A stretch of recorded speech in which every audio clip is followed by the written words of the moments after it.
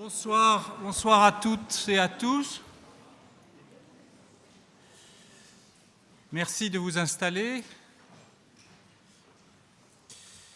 Je vous remercie d'être venus en si grand nombre pour cette soirée d'ouverture de la deuxième édition du festival Histoire et Cité et pour la conférence d'ouverture de ce festival intitulée « Méditation bouddhiste et neurosciences » qui sera tout à l'heure prononcée par Bernard Faure, professeur à l'Université Columbia de New York, qui est un grand spécialiste international de l'histoire des religions en Extrême-Orient et plus particulièrement du bouddhisme au Japon et en Chine. Je reprendrai la parole tout à l'heure, mais pour l'instant, je passe sans plus attendre le micro à notre recteur, M. Yves Flukiger.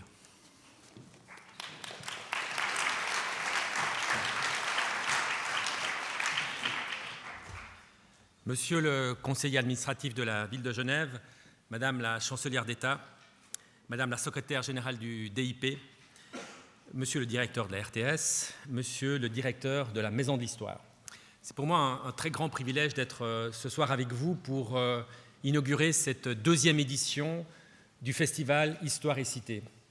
Un festival qui, ce soir, réunit dans cette salle un très grand nombre de personnes, et j'en suis particulièrement ravi, mais qui va aussi, durant les 2 jours qui vont suivre, offrir toute une série d'événements, de conférences, d'échanges entre le public, les journalistes et évidemment les universitaires de Genève et d'ailleurs.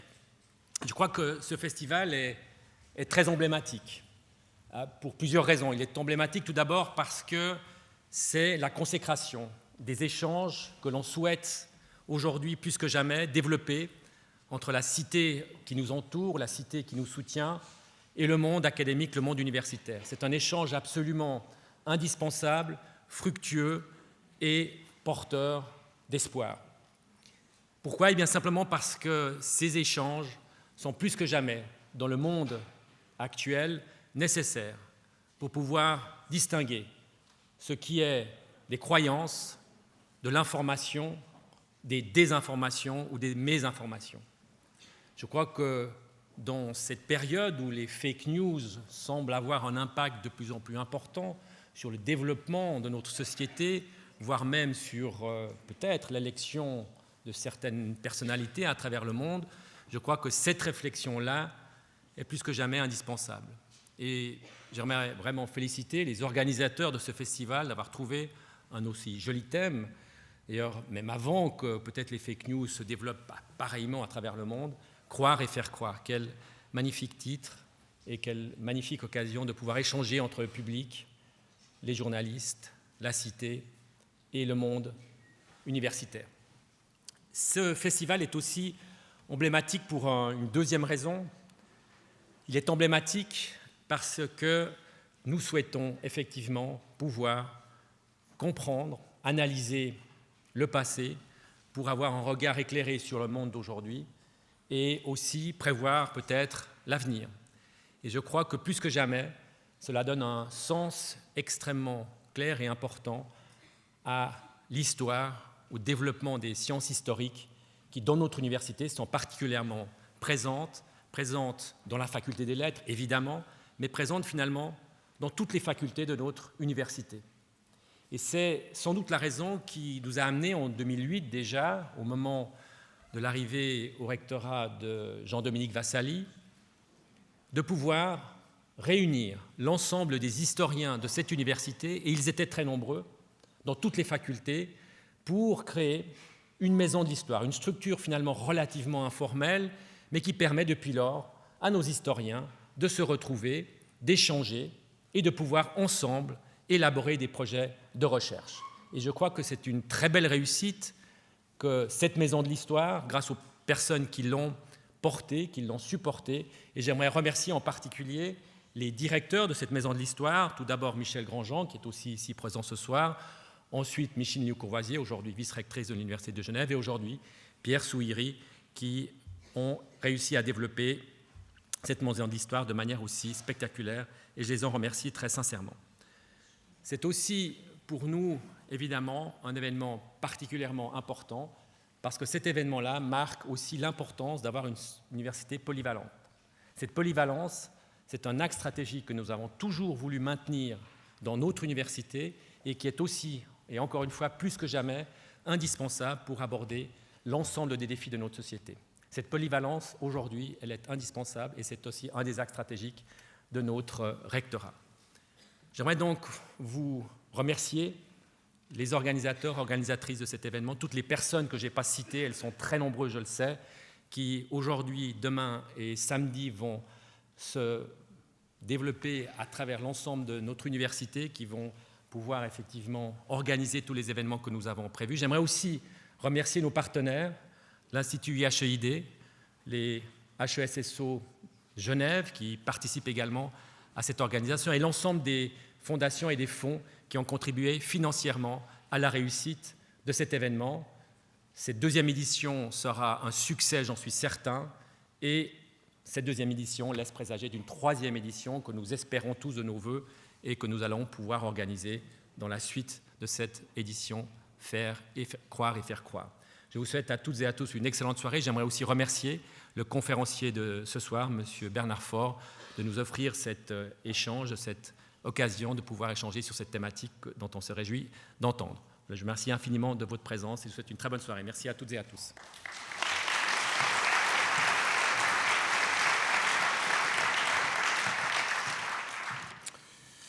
Donc, la parole est à M. Gilles Marchand, directeur de la radio-télévision suisse et membre du comité de parrainage du Festival Histoire et Cité. Monsieur Marchand.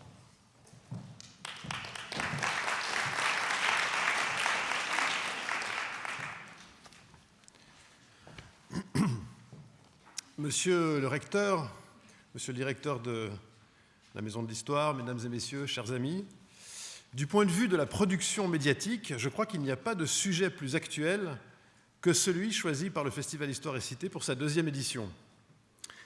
Croire et faire croire, voilà bien des concepts qui accompagnent l'homo mediaticus alors que se développe à une vitesse vertigineuse la récolte et le traitement massif des données, l'intelligence artificielle, le prédictif et la recommandation, plus ou moins bien intentionnés, mais aussi, hélas, à la manipulation à une échelle complètement inédite.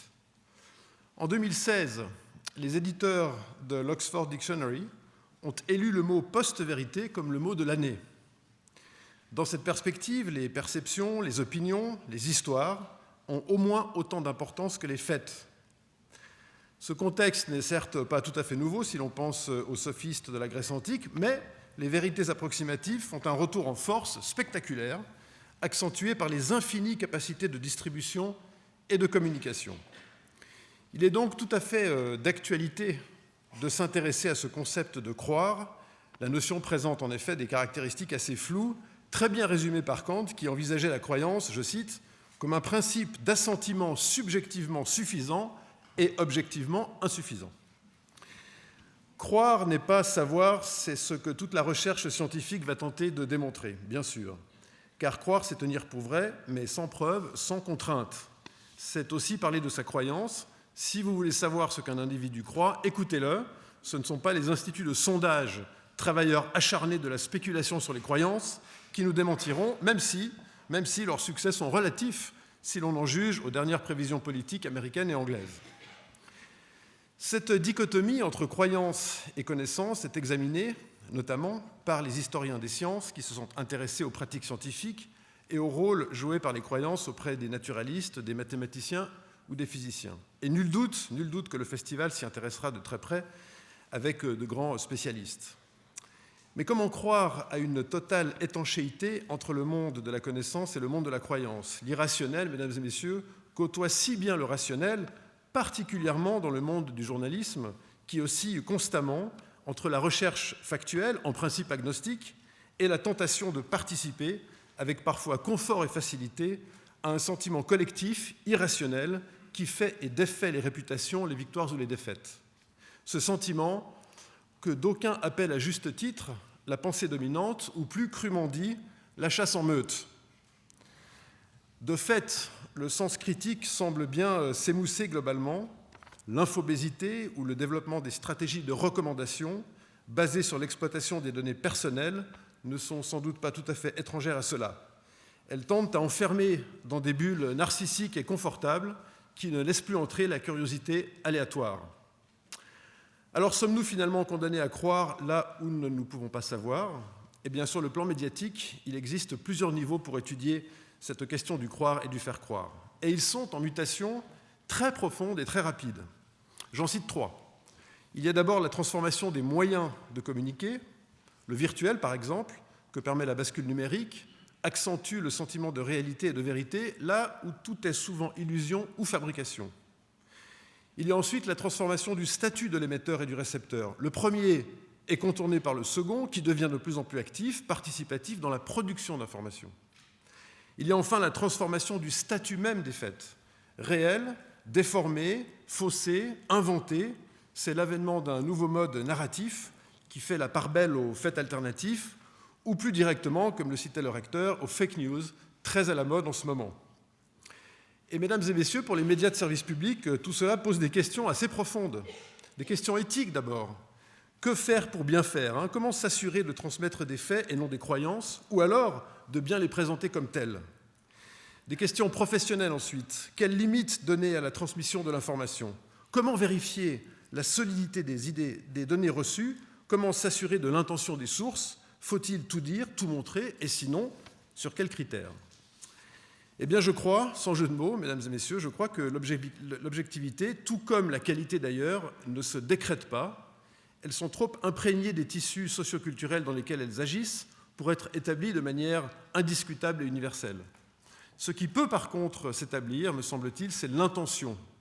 Celle-ci, du moins pour le service public, ne doit pas être mise au service d'une tentation manipulatrice, soit à des fins commerciales, soit à des fins politiques.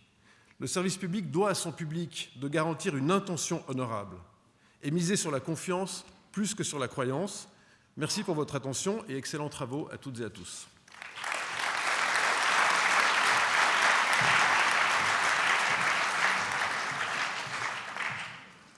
J'appelle M. Sami Canaan, conseiller administratif de la ville de Genève.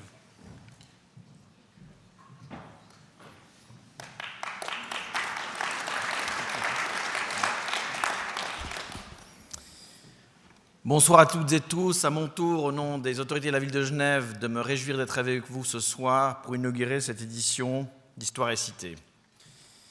Alors Gilles Marchand a dit déjà beaucoup de choses que je ne peux que rejoindre pour dire que cet événement résonne particulièrement pour nous, ville de Genève, et j'y reviendrai. Mais avant d'en arriver là, je voulais me demander avec vous si j'avais envie de partager avec vous ce soir ce que je crois vraiment ou ce que je veux vous faire croire. La question peut paraître un peu rhétorique, mais on devrait toujours se la poser en principe, prendre le temps de se la poser. C'est particulièrement valable pour une personne comme moi qui est ici comme membre d'un exécutif, élu, donc un politicien, parce qu'il est vrai qu'en politique notamment, mais ce n'est pas le seul domaine de la société où ça arrive, à force de confrontation avec la réalité, voire les réalités, perçues ou réelles, de contorsion intellectuelle, de compromis avec les autres, voire avec soi-même, on ne sait plus trop parfois si on croit en une idée, vraiment, ou s'il ne s'agit plus que d'y faire croire. Donc quelque part, en gros, de savoir si l'opération de communication autour d'une idée repose sur quelque chose de vrai, d'authentique, de tangible, ou s'il ne s'agit juste que d'une construction qu'on essaie de faire croire aux électeurs et électrices, à la population, donc en gros, d'une manipulation, voulue ou pas. Et parfois, à force de vouloir faire croire aux autres une idée, on finit par y croire soi-même et se rend compte qu'on a complètement changé de repère. On a eu beaucoup de campagnes qui ont marqué les esprits ces derniers temps. Les campagnes électorales en soi, dans nos démocraties, c'est quelque chose de courant, c'est forcément agité, c'est pas toujours très objectif. Mais il est vrai que la campagne des élections présidentielles américaines, celles qui ont cours chez nos voisins français, les élections parlementaires aux Pays-Bas, ou dans un autre registre, la campagne autour du Brexit, nous ont marqués parce qu'on a l'impression, à tort ou raison, d'un changement d'échelle et de registre dans une manière dont on amène des idées, des croyances ou des faits dans une campagne.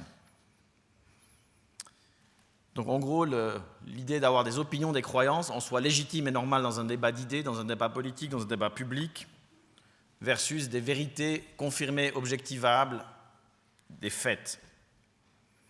Alors il est vrai qu'on parle beaucoup de fake news. Le problème n'est pas les fake news. Il y a toujours eu des fake news dans l'humanité. À l'échelle d'un village, les gens qui diffusent des fausses vérités par malveillance ou par maladresse, dans une entreprise, dans une communauté, dans un pays, des régimes totalitaires qui ont même fait des fake news un système, les chiffres de production du plan quinquennal soviétique tous les 5 ans sur la production de blé ou d'automobiles ou quoi que ce soit, qui étaient des fake news. En soi, ce n'est pas nouveau, mais comme Gilles Marchand l'a dit, ce qui a changé, c'est la rapidité de diffusion, l'ampleur de la diffusion planétaire, et puis le fait que les émetteurs et les récepteurs se confondent. Mais là-dessus s'ajoute aussi un vrai risque qui alimente le problème de désertification culturelle, au sens que, et je viens de voir par exemple que la Pologne veut réformer son système éducatif pour le rendre plus patriotique, inculquer des vraies valeurs conservatrices et patriotiques. C'est un choix, on verra si ça passe, mais derrière ça se cachent des choses qui sont objectivement inquiétantes sur la notion même d'école publique. On sait qu'en Israël, un nombre croissant d'élèves ne passe plus que par des écoles religieuses. Aux États-Unis, des écoles qui prônent le créationnisme. Et là, effectivement, s'il y a des enfants qui sont démunis, qui prennent ce qu'on leur donne, jusqu'à un certain point, on fournit des appréciations qui sont présentées comme des vérités, mais qui sont finalement des croyances, là, ça devient problématique.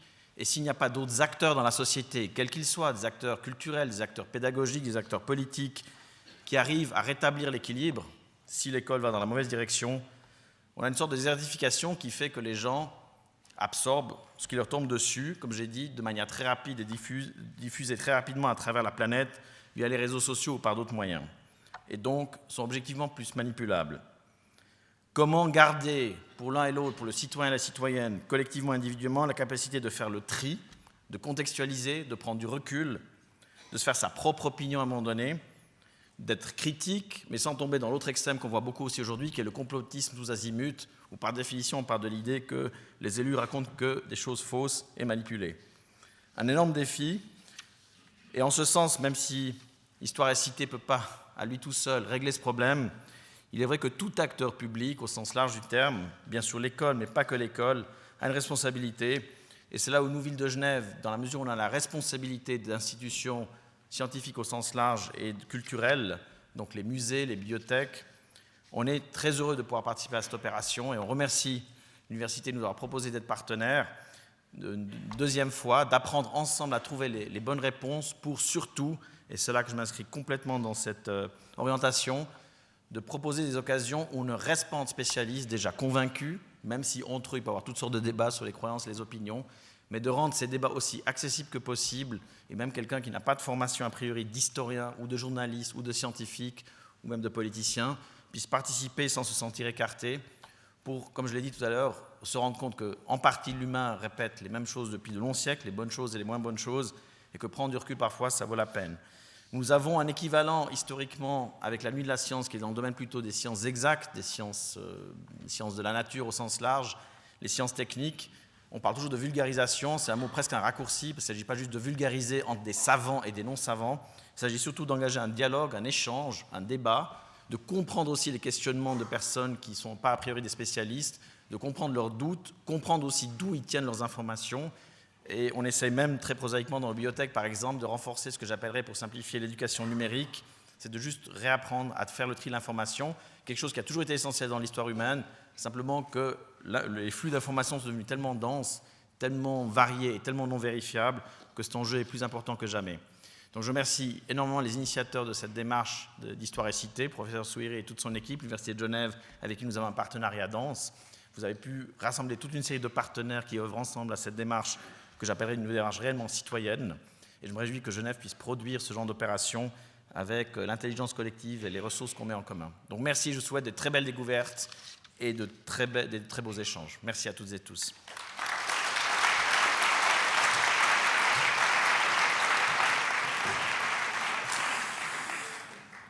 Donc la parole est à Madame Wiedengelpa, conseillère d'État, chancelière d'État de la République et du canton de Genève.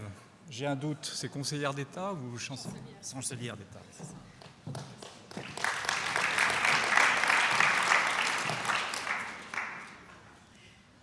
Bouddhisme et neurosciences, le thème de la conférence d'ouverture ce soir, font aujourd'hui encore ricaner.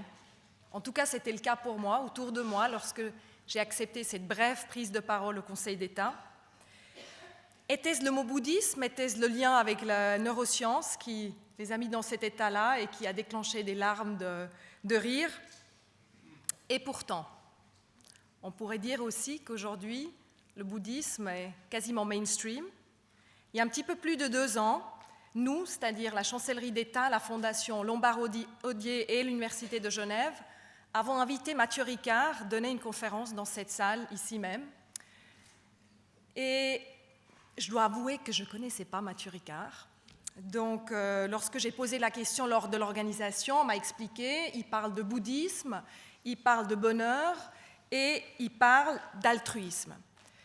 Le soir de l'événement, je m'approche du Nid du Four, j'essaye de rentrer dans le hall. Non seulement les 2 auditoires, celui-ci et celui en face avec vidéoconférence, étaient pleins à craquer, mais dans le hall et dans les escaliers, les gens se bousculaient, se battaient, littéralement, pour pouvoir trouver une place dans la salle.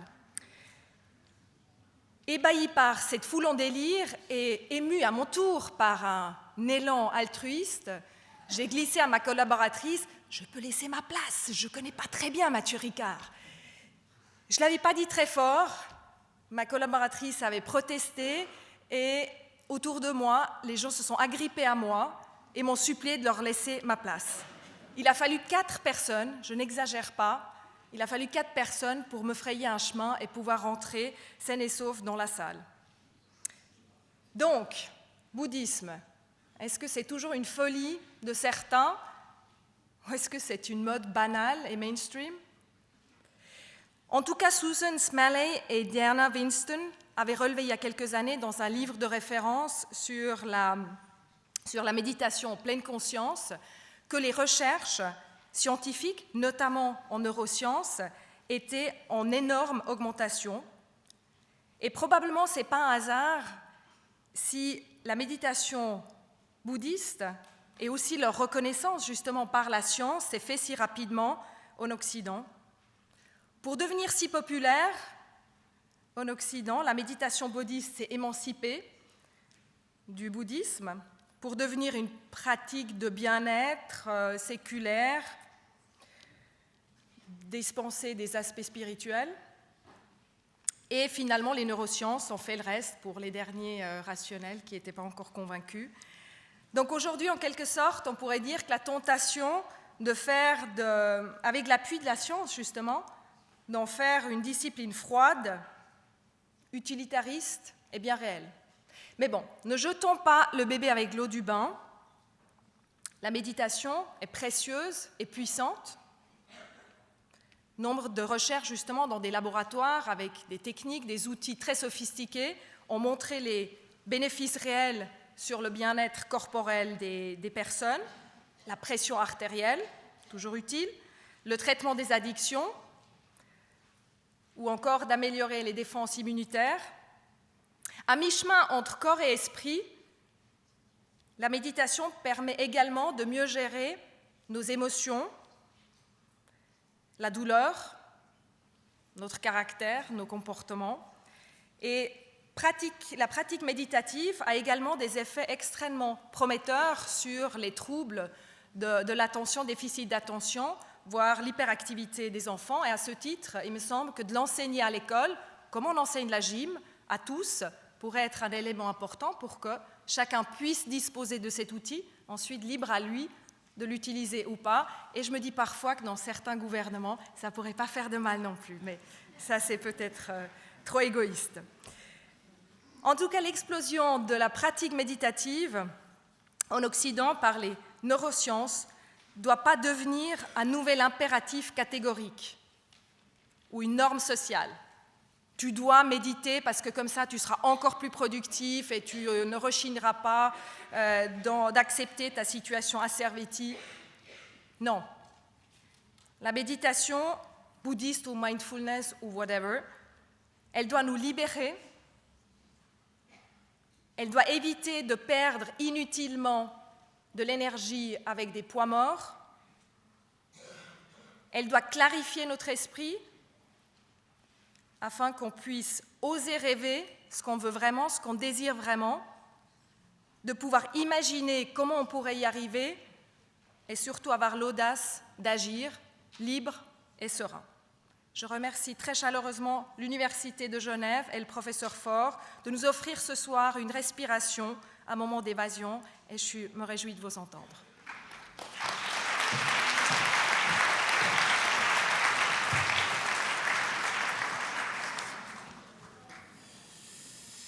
Donc je reprends la parole quelques instants, d'abord pour exprimer toute ma reconnaissance au nom de la direction de ce festival, à toutes les institutions, organisations et fondations qui nous ont soutenus, certaines dès la première édition de ce festival en 2015, et qui nous ont fait confiance, qui ont cru en notre idée et qui nous ont permis d'être ici ce soir. Derrière moi s'affiche l'ensemble de nos partenaires et généreux donateurs. Je remercie également plusieurs fondations qui ont souhaité rester anonymes, mais qui n'en ont pas moins joué pour nous un rôle capital par leur aide et leur générosité. Je souhaite également exprimer toute notre reconnaissance au rectorat de l'université et à monsieur le recteur Yves Flukiger en particulier, qui a cru en notre projet et a tout fait pour faciliter sa mise en place. Je n'oublie pas notre vice-rectrice, madame Micheline Louis-Courvoisier, qui a suivi de loin, mais avec une grande réactivité, la préparation de tout ceci.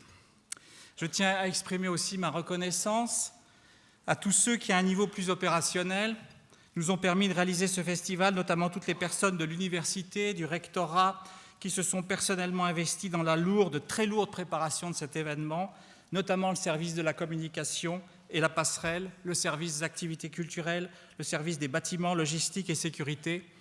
Je remercie aussi tous ceux qui, au DIP, se sont mobilisés pour que cette manifestation soit un succès, et je n'oublie pas les quelques 65 bénévoles qui vont permettre que ce festival se déroule au mieux. Enfin, ma reconnaissance la plus grande va à tous les collaborateurs de la Maison de l'Histoire qui ont travaillé sans relâche, à la préparation de cet événement, sans compter leurs heures, et qui ont connu des moments de tension, de fatigue, mais les ont surmontés pour nous permettre de vivre donc ces 3 journées intenses. Sans eux, rien n'aurait été possible. Et je tiens à remercier vivement et personnellement devant vous tous mes collègues co-directeurs du festival, Corinne Amacher, Françoise Brigel, Sébastien Faré, ce dernier est également le directeur exécutif de la Maison de l'Histoire, qui, à mes côtés, durant ces mois de préparation, ont travaillé à faire que cette 2e édition puisse naître et devenir réalité. Sébastien s'est particulièrement investi et qu'il reçoive ici toute ma gratitude. Ainsi que tous ceux qui se sont impliqués dans ce travail, je cite Talia Brero, Marie-Luce Desgrandchamps, Audrey Hansen, Thierry Maurice, Martine Ordan, mais aussi Ambroise Barras, Fanen Sisban et Marie Sézigère pour le volet du cinéma historique, Xavier Huberson, la librairie Payot, et tous ceux qui, dans le comité scientifique, le comité de pilotage, la commission du film historique, ont permis la plus grande richesse de cette programmation qui, je l'espère, son succès. Enfin, je souhaite tout spécialement remercier devant vous Floriane Chassaigne, notre chef de projet. Je sais bien que sans elle, sans son énergie, son investissement personnel, son efficacité, tout cela n'aurait tout simplement pas pu être possible. Donc merci beaucoup Floriane. Et merci Sébastien.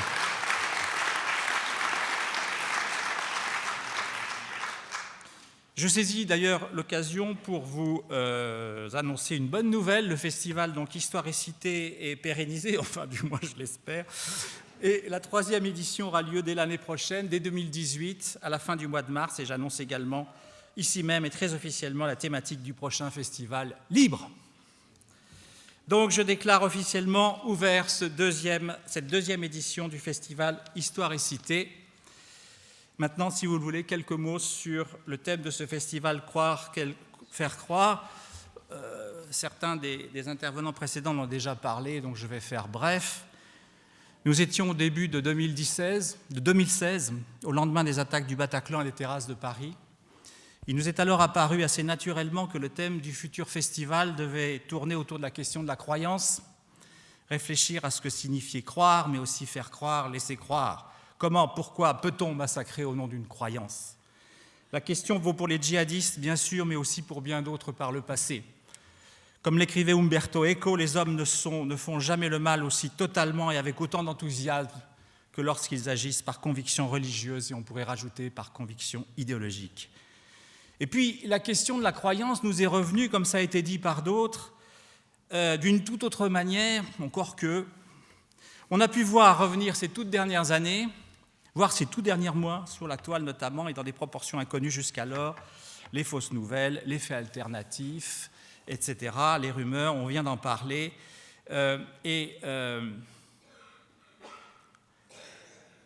introduire de l'histoire dans cette complexité des événements, c'est souvent évidemment compliqué, l'argumentaire du manichéisme. Bien sûr, les historiens n'ont pas pour fonction de prendre position sur la vérité d'une croyance, quelle qu'elle soit, religieuse ou non. Mais ils peuvent en effet interroger les sociétés d'autrefois et même d'aujourd'hui avec l'aide de leurs compères des sciences humaines et sociales. Durant le temps de ce festival, en effet, historiens, anthropologues, sociologues, politistes, spécialistes de la littérature, journalistes, romanciers, cinéastes, artistes, interrogeront ce que signifie croire, faire croire dans les sociétés passées et présentes. Ils réfléchiront donc à la manière dont les croyances ont été vécues, se sont exprimées, ont été transmises ou pensées. Ils évoqueront les mises en scène, les rituels, la fabrique d'une mémoire collective, les représentations, les acteurs, les moyens de convaincre, la propagande, la manipulation, les contextes politiques, socio-culturels où naissent, s'épanouissent et parfois disparaissent aussi les croyances. Comment, dans quelles circonstances, par quels usages et méthodes les croyances ont-elles changé notre monde? Quel rôle ont joué et jouent encore, par exemple, les chamans, les missionnaires, les révolutionnaires, les lobbies, les agences de com'? À quoi les hommes et les femmes croyaient-ils autrefois et à quoi croient-ils aujourd'hui? Les anciens Grecs croyaient-ils dans les oracles de leurs dieux? Quels sont les groupes, les individus qui ont propagé leur foi et selon quelle méthode? Qui croire et pourquoi? Les croyances dites populaires fonctionnent-elles toujours et partout selon les mêmes critères? À voir. Croire nécessite parfois de donner forme à sa pensée. Ainsi, la croyance, même celle qui porte sur des mondes non naturels, prend corps dans toute une série de dogmes, d'objets, d'œuvres d'art, de bâtiments qui visent à représenter, à montrer, à convaincre de la grandeur ou de la puissance d'une foi, d'une doctrine, d'une parole. Gouverner, c'est faire croire, disait Machiavel. Et lorsqu'il a fallu faire croire, la peur, la compassion, la joie, la haine ont été utilisées dans les représentations qu'elles relèvent de la rhétorique ou de l'émotion visuelle ou même auditive. On l'a vu hier dans la table ronde sur musique et politique. Pour convaincre donc d'une cause, de la vérité d'une cause religieuse, politique ou encore humanitaire. Les gravures, les vitraux, les peintures, les sculptures, l'architecture, les photos, les affiches de cinéma en témoignent. Tiens, les affiches par exemple. Certains d'entre vous ont reconnu le cinéaste Orson Welles, parlant dans le micro. Pour annoncer la vérité? Eh bien, pas tout à fait. Durant la soirée du 30 octobre 1938, veille d'Halloween aux États-Unis, CBS diffuse une adaptation de La Guerre des mondes de Herbert George Wells, le quasi-homonyme d'Orson. Ce dernier se fait passer pour un présentateur de CBS, interrompt le programme en annonçant la réalité de la guerre des mondes. Les Martiens ont débarqué. Ce faisant, c'est un hoax, comme on dit maintenant, fake news, il effraie une bonne partie de la côte est des États-Unis, qui a cru à l'invasion du pays par des Martiens. Non seulement ils y ont cru, mais certains ont téléphoné à CBS pour dire qu'ils venaient de les voir. Donc une annonce faite en radio ne pouvait qu'être crue, qu'être réelle. On mesure ici l'effet d'autorité du médium radiodiffusé à la fin des années 30. La panique fut relayée dans la presse pendant plusieurs jours. Mais les choses sont encore plus complexes. Parce que dans les années suivantes, Orson Welles a passé son temps à exagérer l'ampleur de la panique de 1938. Il a construit ainsi sa propre célébrité sur un mythe auquel beaucoup avaient peut-être cru ou pas. Et puis, Regardez celle-ci. Qui est-elle? Qui est cette femme?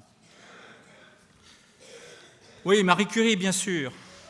Enfin, c'est du moins ce qu'a cru l'équipe du festival, moi y compris. Mais pourquoi en aurions-nous douté?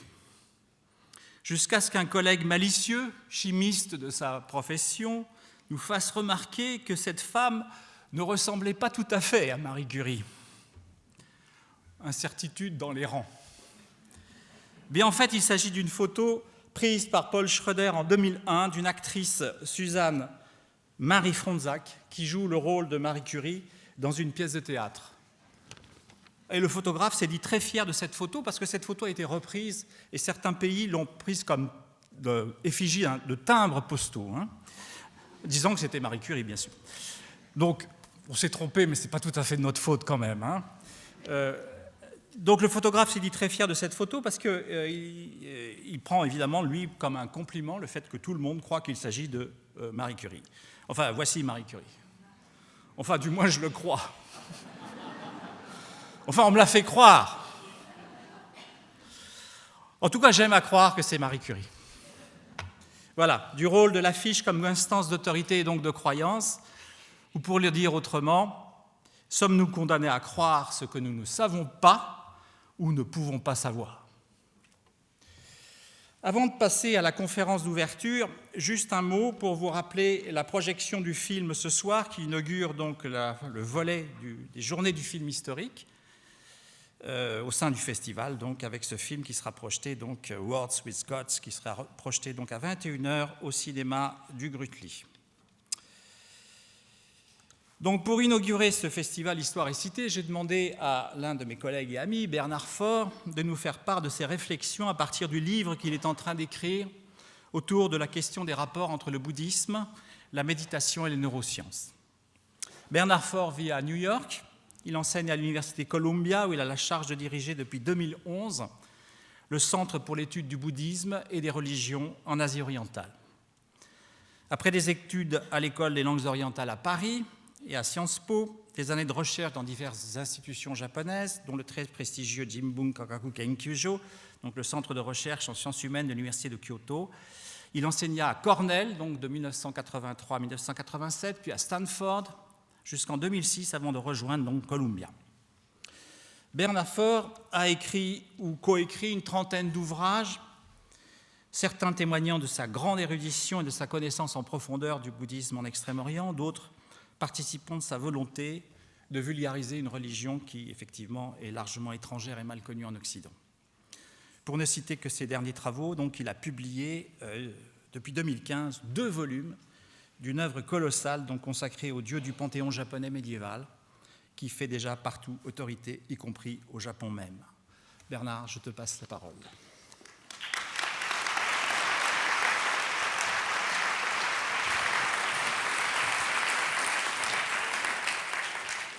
Merci de cette introduction.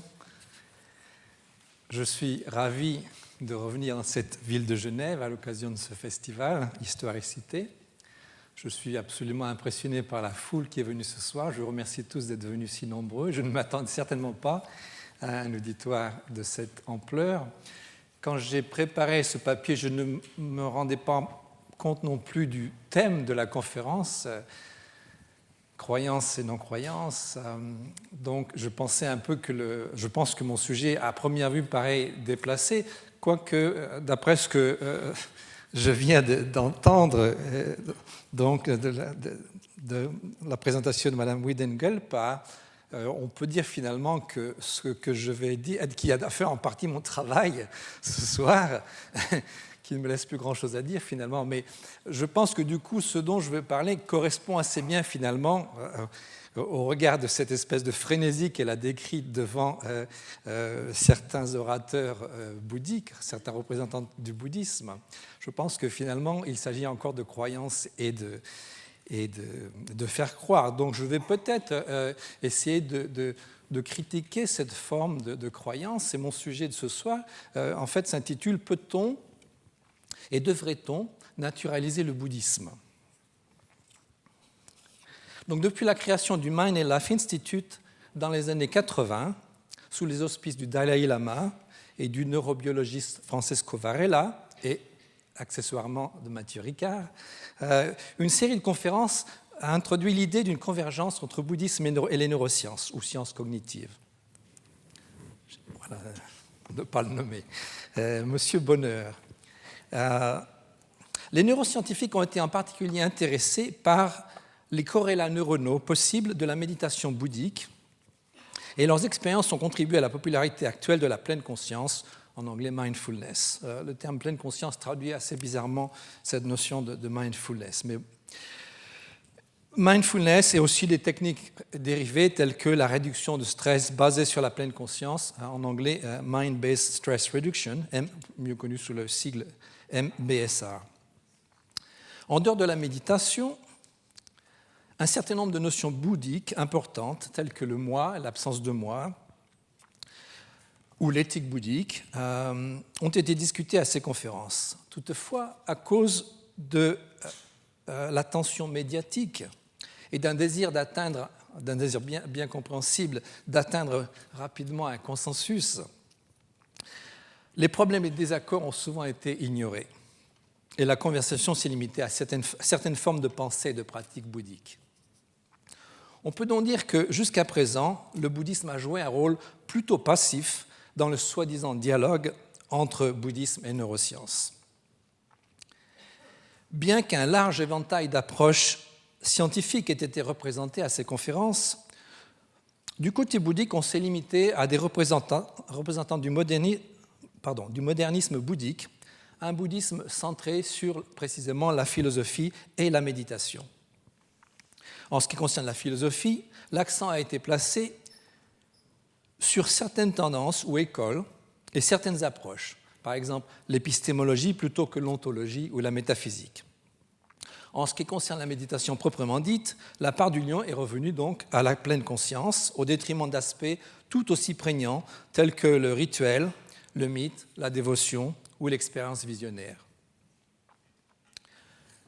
Si le bouddhisme doit relever le défi très réel posé par les neurosciences, et plus spécifiquement par la science et plus spécifiquement les neurosciences, il est temps d'élargir le cercle des interlocuteurs et de prendre en compte tout l'éventail de la pratique et de la pensée bouddhique. Permettez-moi de commencer par un caveat, un avertissement. Je n'ai en fait aucune autorité, malgré ce que disait Pierre, à parler au nom de quelque entité nommée bouddhisme, bien que je le fasse constamment. Tout ce que je puis dire, c'est que le bouddhisme que j'ai rencontré dans ma recherche est bien différent de l'idée claire et un peu simpliste de la pensée et de la méditation bouddhique avec laquelle j'ai abordé ce domaine il y a maintenant une quarantaine d'années. Cela a peut-être à voir avec mes propres idiosyncrasies, mais ceci pourrait également révéler un problème plus profond. Récemment, les historiens ont commencé à parler du bouddhisme au pluriel, les bouddhismes. En fait, c'est aussi le titre d'un de mes livres. Toutefois, ils parlent encore du Bouddha historique, soi-disant historique, au singulier. Et en général, ils prétendent avoir un accès spécial à l'esprit de ce Bouddha. Même ceux, et particulièrement ceux, qui veulent promouvoir un dharma évolutif et replacer le bouddhisme dans le cadre naturaliste de la théorie de l'évolution darwinienne, ne peuvent apparemment pas se passer du mythe fondationnel du bouddhisme, le Bouddha lui-même. Pourtant, comme mon collègue Donald Lopez l'a récemment souligné, leur Bouddha n'est plus l'ancien Bouddha du bouddhisme traditionnel. C'est un tout nouveau Bouddha, prétendument scientifique, qui a moins de 2 siècles d'existence.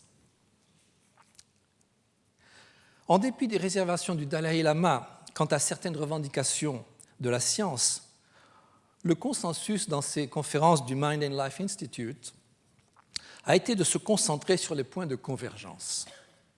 À ce stade préliminaire, la diplomatie semblait plus appropriée que le débat. Cette approche diplomatique semble avoir eu peu d'influence, peu d'impact sur des philosophes matérialistes qu'on appelle éliminativistes, je reviendrai là-dessus, tels que par exemple Patricia et Paul Churchland ou encore Daniel Dennett. Du côté scientifique également, il est certes difficile d'exprimer le fond de sa pensée quand on doit s'adresser à son interlocuteur, en l'occurrence le Dalai Lama, par les termes « votre sainteté ». Si dialogue il y a eu donc, c'est sans doute un dialogue de sourds. Quoi qu'il en soit, certaines occasions ont peut-être été manquées de chaque côté pour réellement engager un débat entre la science et le bouddhisme. Je vais parler un peu d'abord de ce que j'appelle donc le néo-bouddhisme, et on pourrait aussi ajouter à ce titre le terme de neurobouddhisme. L'intérêt du bouddhisme pour les neurosciences est une caractéristique de ce qu'on appelle généralement le modernisme bouddhique, et que j'appelle donc au pluriel les néo-bouddhismes, parce que les plus récents d'entre eux, en fait, se prétendent postmodernes, ou même, Zeitgeist oblige, trans ou post-humain. Le Bouddha n'était-il pas, après tout, le premier post-humain ? Parmi les modernismes bouddhiques, on devrait distinguer entre les types asiatiques et occidentaux, avec quelques personnages comme le Dalai Lama ou le moine vietnamien Thich Nhat Hanh servant d'intermédiaire. La question du modernisme bouddhique a été bien traitée par divers auteurs, en particulier par David McMahon, et je ne m'y attarderai donc pas ici. L'adaptation du bouddhisme au monde moderne et postmoderne a été perçue comme un chapitre de plus dans la longue histoire du bouddhisme. Selon les néo-bouddhistes, le bouddhisme ne devrait donc avoir aucune difficulté à s'adapter au monde postmoderne et aux nouvelles technologies. Il devrait même les appeler de ses voeux. Tel est par exemple le point de vue d'un groupe qui s'appelle eux-mêmes les geeks bouddhistes. Je pense que le terme geek est connu de tous. Mais la tâche risque d'être plus difficile cette fois-ci à cause de la réalité inédite à laquelle nous sommes confrontés, avec la digitalisation rapide de nos vies, la convergence des technologies, ce qu'on appelle les NBIC, NBIC en français si on veut, nanotechnologie, biotechnologie, technologie de l'information et sciences cognitives. Avec la singularité, transhumanisme ou posthumanisme à l'horizon du milieu du XXIe siècle. On nous l'a prédit vers les années 2040. Mais aussi avec la convergence de ce qu'on appelle les GAFA, Google, Apple, Facebook et Amazon, et leurs contreparties asiatiques. Tout cela élève la barre très haut pour le bouddhisme. Est-ce que le post-humain de la vision des prophètes du transhumanisme a encore quelque chose à voir avec la vision bouddhique d'une authentique vie humaine ? Est-ce que les cyborgs ont une nature de Bouddha ? Ou seront-ils capables de s'en inventer une en quelque sorte par une espèce d'ingénierie inverse, reverse engineering ? Le philosophe Slavoj Žižek a récemment critiqué le bouddhisme comme constituant l'idéologie du néo-capitalisme. Sa critique me semble pertinente en ce qui concerne les divers mouvements néo-bouddhistes et la pleine conscience, et encore plus la version laïque de celle-ci. Les geeks bouddhistes, par exemple, se voient comme des hackers, ne retenant de la tradition bouddhique que ce qui leur convient. Ils se définissent avant tout en termes générationnels, par opposition aux baby-boomers bouddhistes, et ne montrent que peu ou pas d'intérêt pour le bouddhisme traditionnel, non occidental. Ils se voient en quelque sorte en train de réinventer la roue du dharma. Le philosophe Bernard Stiegler pense quant à lui que la mentalité hacker contribue à ce qu'il appelle la disruption dans un livre récent. La destruction des relations sociales traditionnelles par le marketing et les algorithmes des big data. Il analyse l'évolution réticulaire de la société postmoderne comme tendant vers la totalisation, voire le totalitarisme, ou encore, selon ses termes, la stupidité fonctionnelle. Je me tourne vers la pleine conscience, mindfulness. La pleine conscience, on vient de l'entendre, est partout. Elle est devenue le nouveau mantra. Elle semble répondre à un besoin. Et beaucoup ont prétendu que, d'un point de vue clinique, toute addition à l'arsenal des techniques qui pourraient aider à combattre la dépression et d'autres désordres psychologiques du même ordre est le bienvenu. À première vue, il est difficile de trouver à redire à l'argument selon lequel la pleine conscience soulage la souffrance, même si c'est peut-être à la façon d'un placebo. Les partisans de la pleine conscience se réclament à la fois de la tradition bouddhique, soutenant que leur pratique dérive d'une vénérable pratique vieille de 2500 ans, et de la modernité, soutenant que les effets positifs de cette pratique ont été amplement prouvés par les expériences scientifiques faites sur les méditants bouddhiques. Cette sorte de foi aveugle envers les expériences scientifiques a besoin d'être examinée de manière plus profonde. Mais qu'est-ce que l'imagerie fonctionnelle nous apporte ? Je vous donne... Ça, on en est encore à l'ancienne méthode des électroencéphalogrammes. Mais bon, on a maintenant un certain nombre d'expériences comme ça, faites sur des moines bouddhiques, ici donc Mathieu Donc, qu'est-ce que l'imagerie fonctionnelle et les techniques semblables nous apportent ? Une pléthore de data, de données, certes, mais comment distinguer parmi elles le bon grain de livret ? La richesse écrasante des données rend l'interprétation difficile et conduit parfois à des affirmations outrancières qui sont ensuite reprises par les médias. Bon, je termine cette série. Voilà. Il y a quelques années, une expérience a défrayé la chronique. À première vue, rien de bien spectaculaire. Une IRM fonctionnelle venait de montrer les corrélats neuronaux d'un sujet à qui l'on avait présenté des photos d'expression faciale. Mais l'expérience était un canular, et son sujet se révéla être un saumon, mort de surcroît. Je voudrais parler maintenant d'une autre expérience plus récente, portant sur le cerveau d'un professeur plus ou moins moribond de l'Université Columbia, en l'occurrence moi-même. L'expérience ne portait pas sur la méditation en tant que telle, mais sur l'olfaction. J'ai très peu de sens olfactif en fait, mais là n'est pas la question. L'IRM dont j'étais le sujet a révélé les façons subtiles et moins subtiles par lesquelles plus de 400 fonctions mentales ont été activées à ce moment-là dans mon cerveau, même dans un état de repos apparent. Les résultats ont été obtenus non pas en se basant sur le taux d'oxygénation du sang, les fameux signal BOLD, Blood Oxygen Level Dependent, mais par une technique nouvelle et plus puissante fondée sur la tension-diffusion de l'eau dans les cellules du cerveau. Je ne puis malheureusement pas entrer dans les détails techniques, disons simplement que cette méthode se concentre sur les connexions entre différentes zones du cerveau pour obtenir ce qu'on appelle un connectome. Bien que cette technique soit très puissante, donnant un meilleur degré de précision spatiale et temporelle que les signaux BOLD, elle reste néanmoins problématique quand on en vient à l'interprétation de ces résultats. Je ne donnerai que quelques exemples parmi les quelques 400 pages de scans qui en ont résulté. Alors voici par exemple donc, tongue movement perception, perception des mouvements de la langue. Donc ça, alors on a affaire vraiment à des choses assez concrètes, la manière dont le cerveau réagit à certains mouvements corporels, donc rien à redire. On voit les zones en vert, donc sont les zones qui se connectent au moment, au moment où je parle. Par exemple, happiness, le bonheur. Voilà, ça pourrait être le cerveau de Mathieu Ricard. Voilà, je pense que le sien s'illumine beaucoup plus que le mien, en l'occurrence, mais pas une très grande activité en réalité. Raisonnement, alors là j'étais un peu déçu. J'essaie en général d'être logique dans mes pensées, mais sentiment religieux, bon, c'est moyen.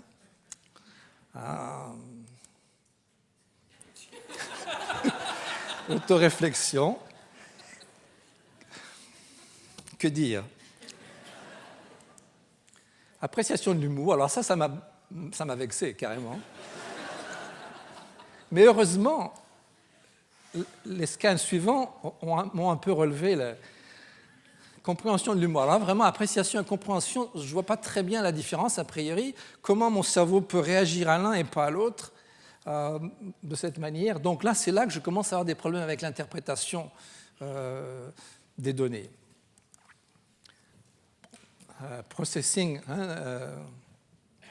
traitement de l'ironie. Alors là encore, il me semble que ça devrait plus ou moins intervenir dans l'appréciation de l'humour. Voilà. Donc vous voyez déjà, enfin j'en aurais plein d'autres comme ça à montrer, mais je ne veux pas vous ennuyer. Simplement le point que j'essaie de faire est que vraiment on a effectivement des données très incroyables. Le fait qu'après avoir passé une demi-heure dans cette espèce de caisson, on puisse avoir autant de données sur toutes les fonctions cérébrales, et les données sont réelles. Mais par contre, quand on essaie de les interpréter, on a l'impression finalement d'interroger une diseuse de bonne aventure. Le neuroscientifique à qui je parlais avait toujours une bonne réponse, sauf que ça ne correspondait pas toujours à ce que je pensais ou ressentais. Par exemple, à un moment donné, on me fait sentir, il m'a expliqué après, c'était l'odeur de vomi. Alors effectivement, sentiment de dégoût. Ça va très bien. Un moment après, l'odeur de menthe, que j'aime beaucoup. Même sentiment de dégoût. Alors là, je ne comprends plus. Donc, est-ce que mon inconscient me dit autre chose? Est-ce que ma conscience me trompe quand à mon goût de la menthe, que je n'arrête pas à la campagne de mâcher dès que j'en trouve un brin? Enfin, ma ferme, ma maison de campagne est entourée de menthe et je suis toujours comme une vache en train de mâcher un brin de menthe. Comment expliquer ça si vraiment la menthe me dégoûte? Allez donc savoir.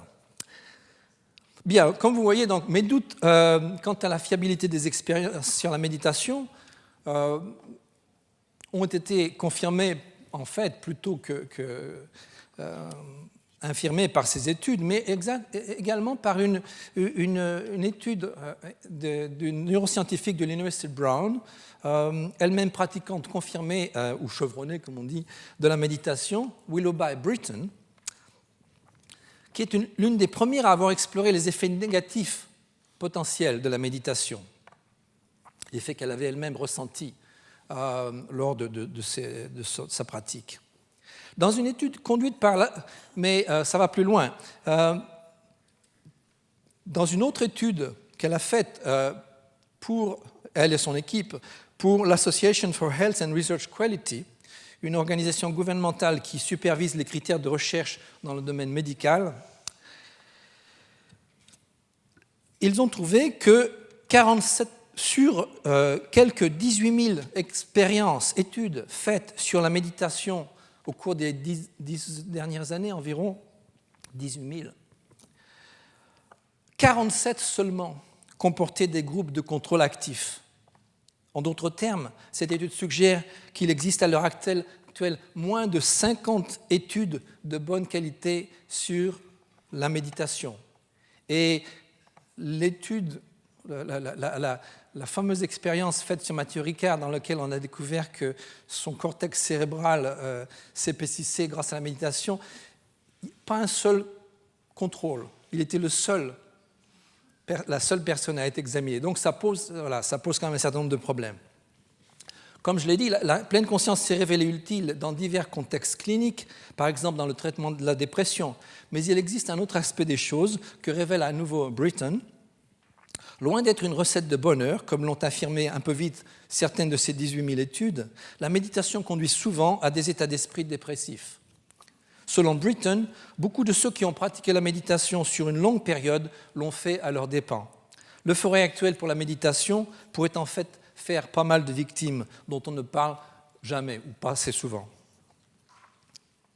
La mise en garde de Britton ne devrait pas nous surprendre. En effet, de nombreux types de maladies de la méditation ont été décrits de longue date par les bouddhistes. On peut donner comme exemple le Xiao Zhiguan, un court traité sur la méditation par un moine chinois du VIe siècle, Zhi Yi, mort en 597.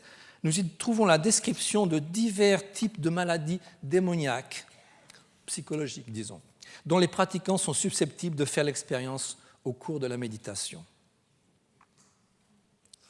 La vogue actuelle de la pleine conscience offre un autre sujet d'inquiétude.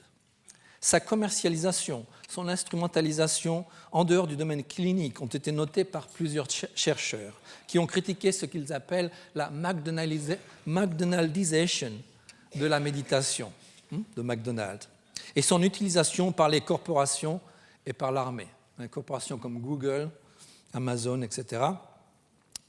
J'ajouterai que le Mac, dans cette expression, ne devrait pas simplement renvoyer à McDonald's, mais aussi aux ordinateurs Mac. et divers autres appareils, iPod, iPad, iPhone, etc., qui sont devenus nos cerveaux annexes. Quand j'ouvre mes applications sur mon iPhone, iMac, je suis inondé de publicités pour la pleine conscience qui me sont gracieusement offertes par des compagnies telles que Forbes. Comment être pleinement conscient à un feu rouge ou quand on prend un café, qu'on se brosse les dents, qu'on déguste un vin. Il existe plus d'1 millier d'applications disponibles pour la pleine conscience et le nombre augmente chaque jour. Elles ont des noms tels que Smiling Mindfulness, iMindfulness, Mindfulness Daily, etc. L'une des plus populaires est Mindspace, une compagnie fondée en 2010. C'est maintenant une affaire florissante aux revenus de plusieurs milliards, milliards de dollars. Je n'ai pas l'habitude de parler de chiffres aussi élevés quand il s'agit de revenus, qui offre un supplément d'espace mental, Mindspace, à ceux qui peuvent se le payer. Donc, la pleine conscience maintenant. What do we want? Mindfulness. Est-ce qu'on voit bien?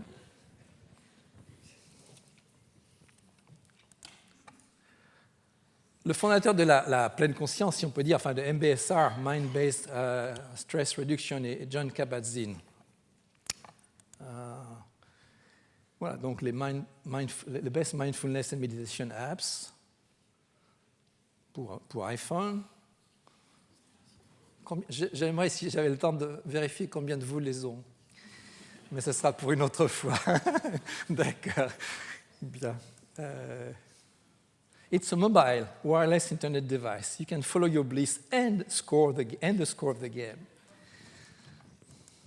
Follow your bliss. The obstacle is the path. If you aim for it, you are turning away from it. The Zen GPS.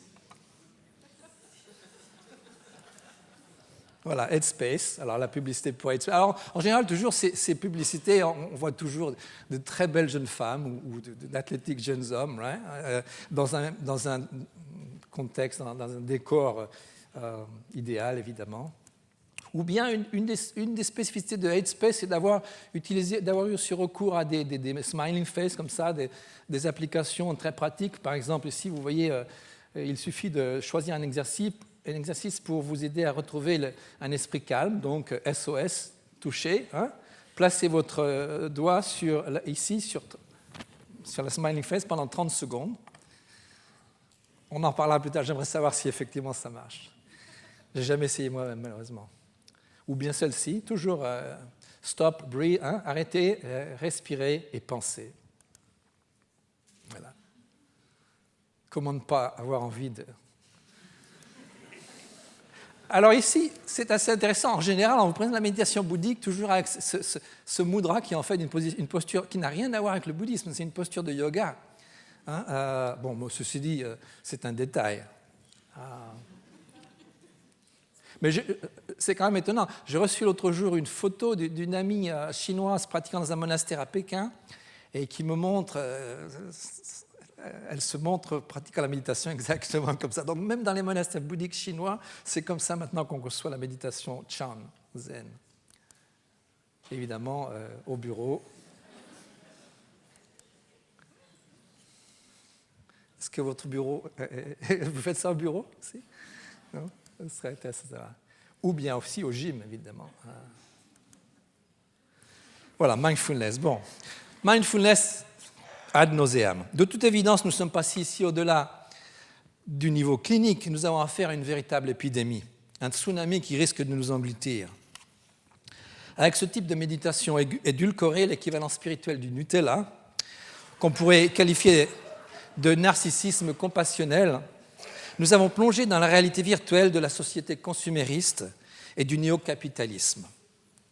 La façon dont la pleine conscience peut être aussi facilement récupérée par un consumérisme plus ou moins conscient, certainement pas pleinement conscient, soulève un certain nombre de questions. L'idée selon laquelle des techniques et objets de marketing visant essentiellement à capturer l'attention du consommateur pourraient lui offrir magiquement, en quelque sorte, un surplus de conscience est pour le moins qu'on puisse dire paradoxal. Pour le meilleur et pour le pire, nous sommes piégés dans le monde de la doxa.com. j'avais écrit un... Et on ne fait pas impunément des pieds de nez au néo-capitalisme. C'est un mauvais jeu de mots. Ceci me rappelle un panneau que j'ai vu récemment sur un campus américain. Je cite, « Arrêtez de texter, prêtez plus d'attention à l'environnement de votre vie réelle », souligné. Fin de citation. Ce message montre certes une prise de conscience de l'appauvrissement de nos vies créées par les nouvelles technologies, mais où se trouve notre vie réelle ? Dans un monde de simulacres où les médias sont devenus notre environnement et envahissent même notre fort intérieur. Malgré ce qu'affirment les tenants de la pleine conscience, la science contemplative n'existe pas encore et elle n'est pas pour demain. En tout cas, ce n'est pas et ce ne sera pas ce que pratiquent les bouddhistes, pour ne pas parler du Bouddha lui-même. Une sorte de neurophénoménologie pourrait cependant devenir possible, une sorte de science à la première personne, inspirée par la neurophénoménologie de Francisco Varela, pourrait voir le jour. Mais elle relève encore d'une volonté de naturaliser la méditation et restera sur ce point bien distincte du bouddhisme traditionnel. Je me tourne donc maintenant vers la question de la naturalisation du bouddhisme.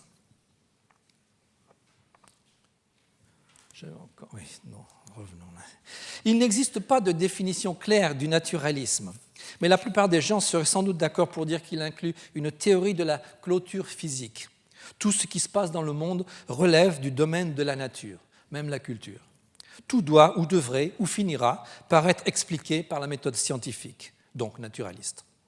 Il n'existerait donc pas de domaine surnaturel réservé aux religions, dont le bouddhisme fait partie. Mis à part sa signification purement scientifique, le terme naturalisé a d'autres significations que je trouve pertinentes pour mon propos. On naturalise par exemple les immigrants, et le bouddhisme semble qualifié pour ce statut d'immigrant. Mais on naturalise aussi les animaux morts en les empaillant. Et j'ai bien peur que le bouddhisme naturalisé, en ce sens, pourrait devenir une sorte de bouddhisme empaillé, bourré de toutes sortes de notions occidentales.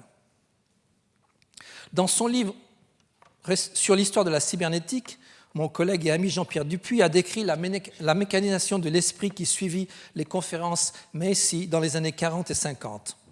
De la même manière, Catherine Hayes, dans 2 livres importants, My Mother Was a Computer, ma mère était un ordinateur, et How We Became Posthuman, comment nous sommes devenus posthumains, malheureusement pas encore traduit en français, je pense, a montré comment le modèle computationnel de l'esprit, selon lequel l'esprit serait une sorte d'ordinateur, résultait d'une lecture hautement problématique de la théorie de l'information de Claude Shannon.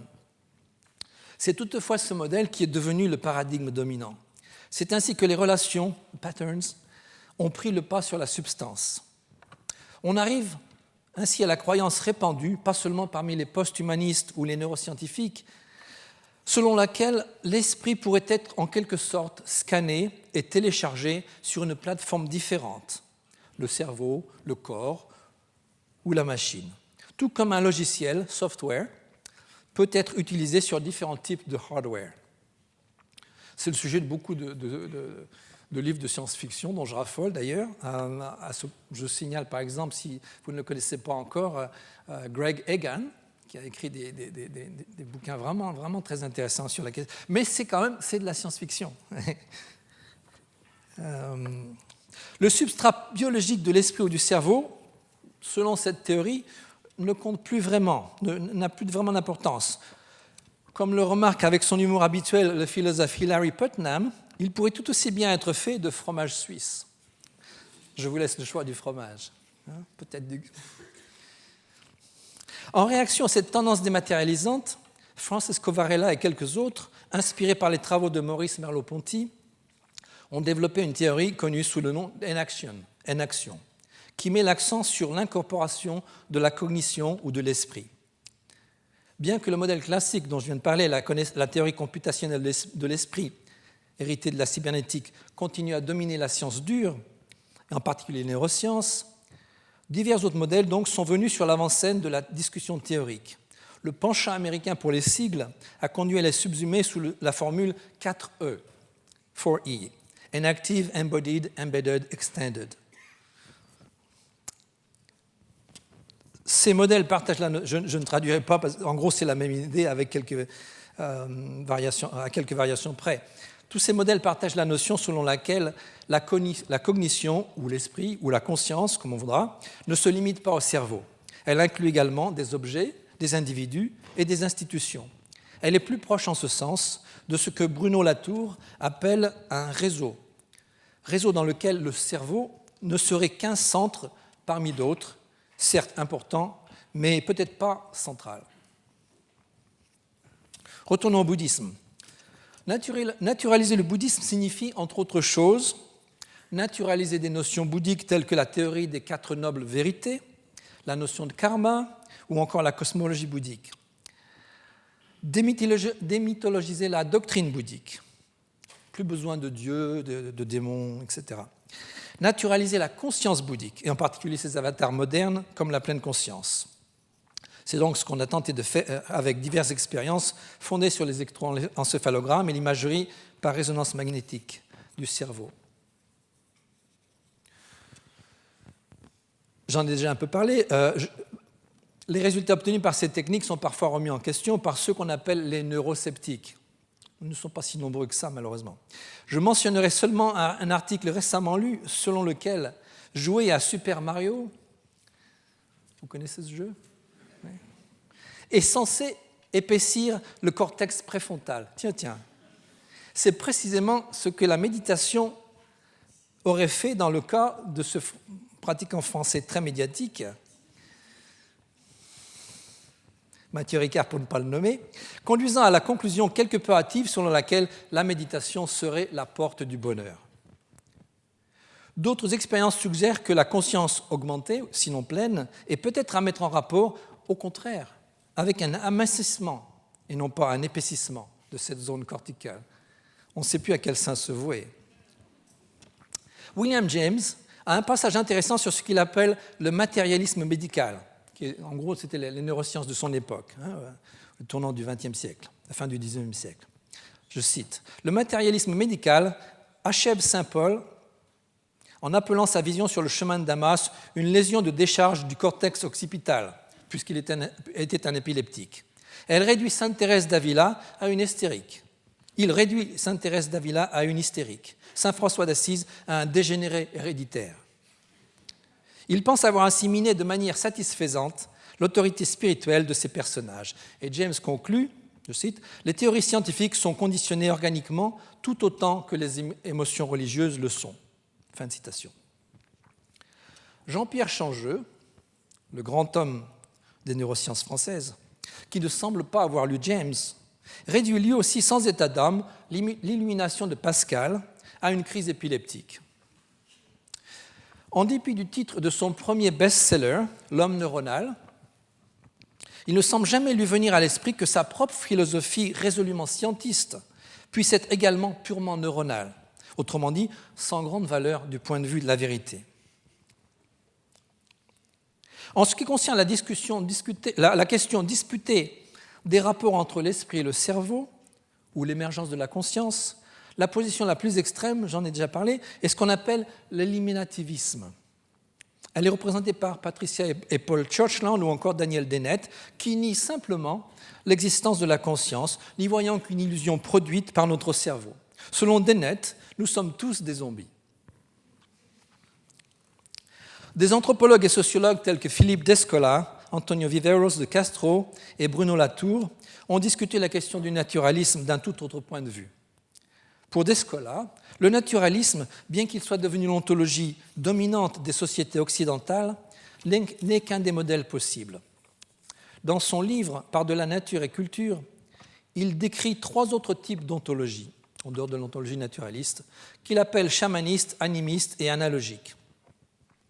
Dans un livre récent, Le gaucher boiteux, Michel Serres, s'inspirant de Descola, affirme que, tout en nous prétendant naturalistes, nous dépendons également à divers degrés des ontologies chamanistes, animistes et analogiques.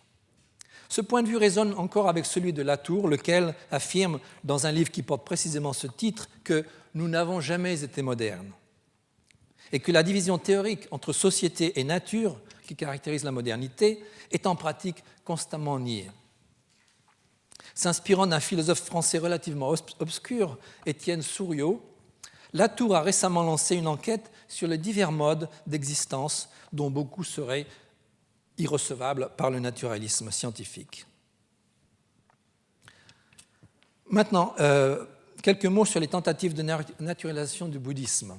Du côté bouddhique, une autre forme d'éliminativisme aboutit au rejet de toute expérience religieuse ou mystique et la réduction de l'enseignement du Bouddha à quelques notions de base. Là où des chercheurs à tendance philosophique voient un processus de purification, revenir à la vraie doctrine du Bouddha, d'autres pourraient ne voir qu'un appauvrissement, une forme de réductionnisme. On aboutit ainsi à un bouddhisme complètement démythologisé, philosophique, en un mot naturalisé. Étrangement, ceux qui veulent réduire le bouddhisme à une philosophie sont souvent les mêmes que ceux qui manifestent un désintérêt envers son histoire.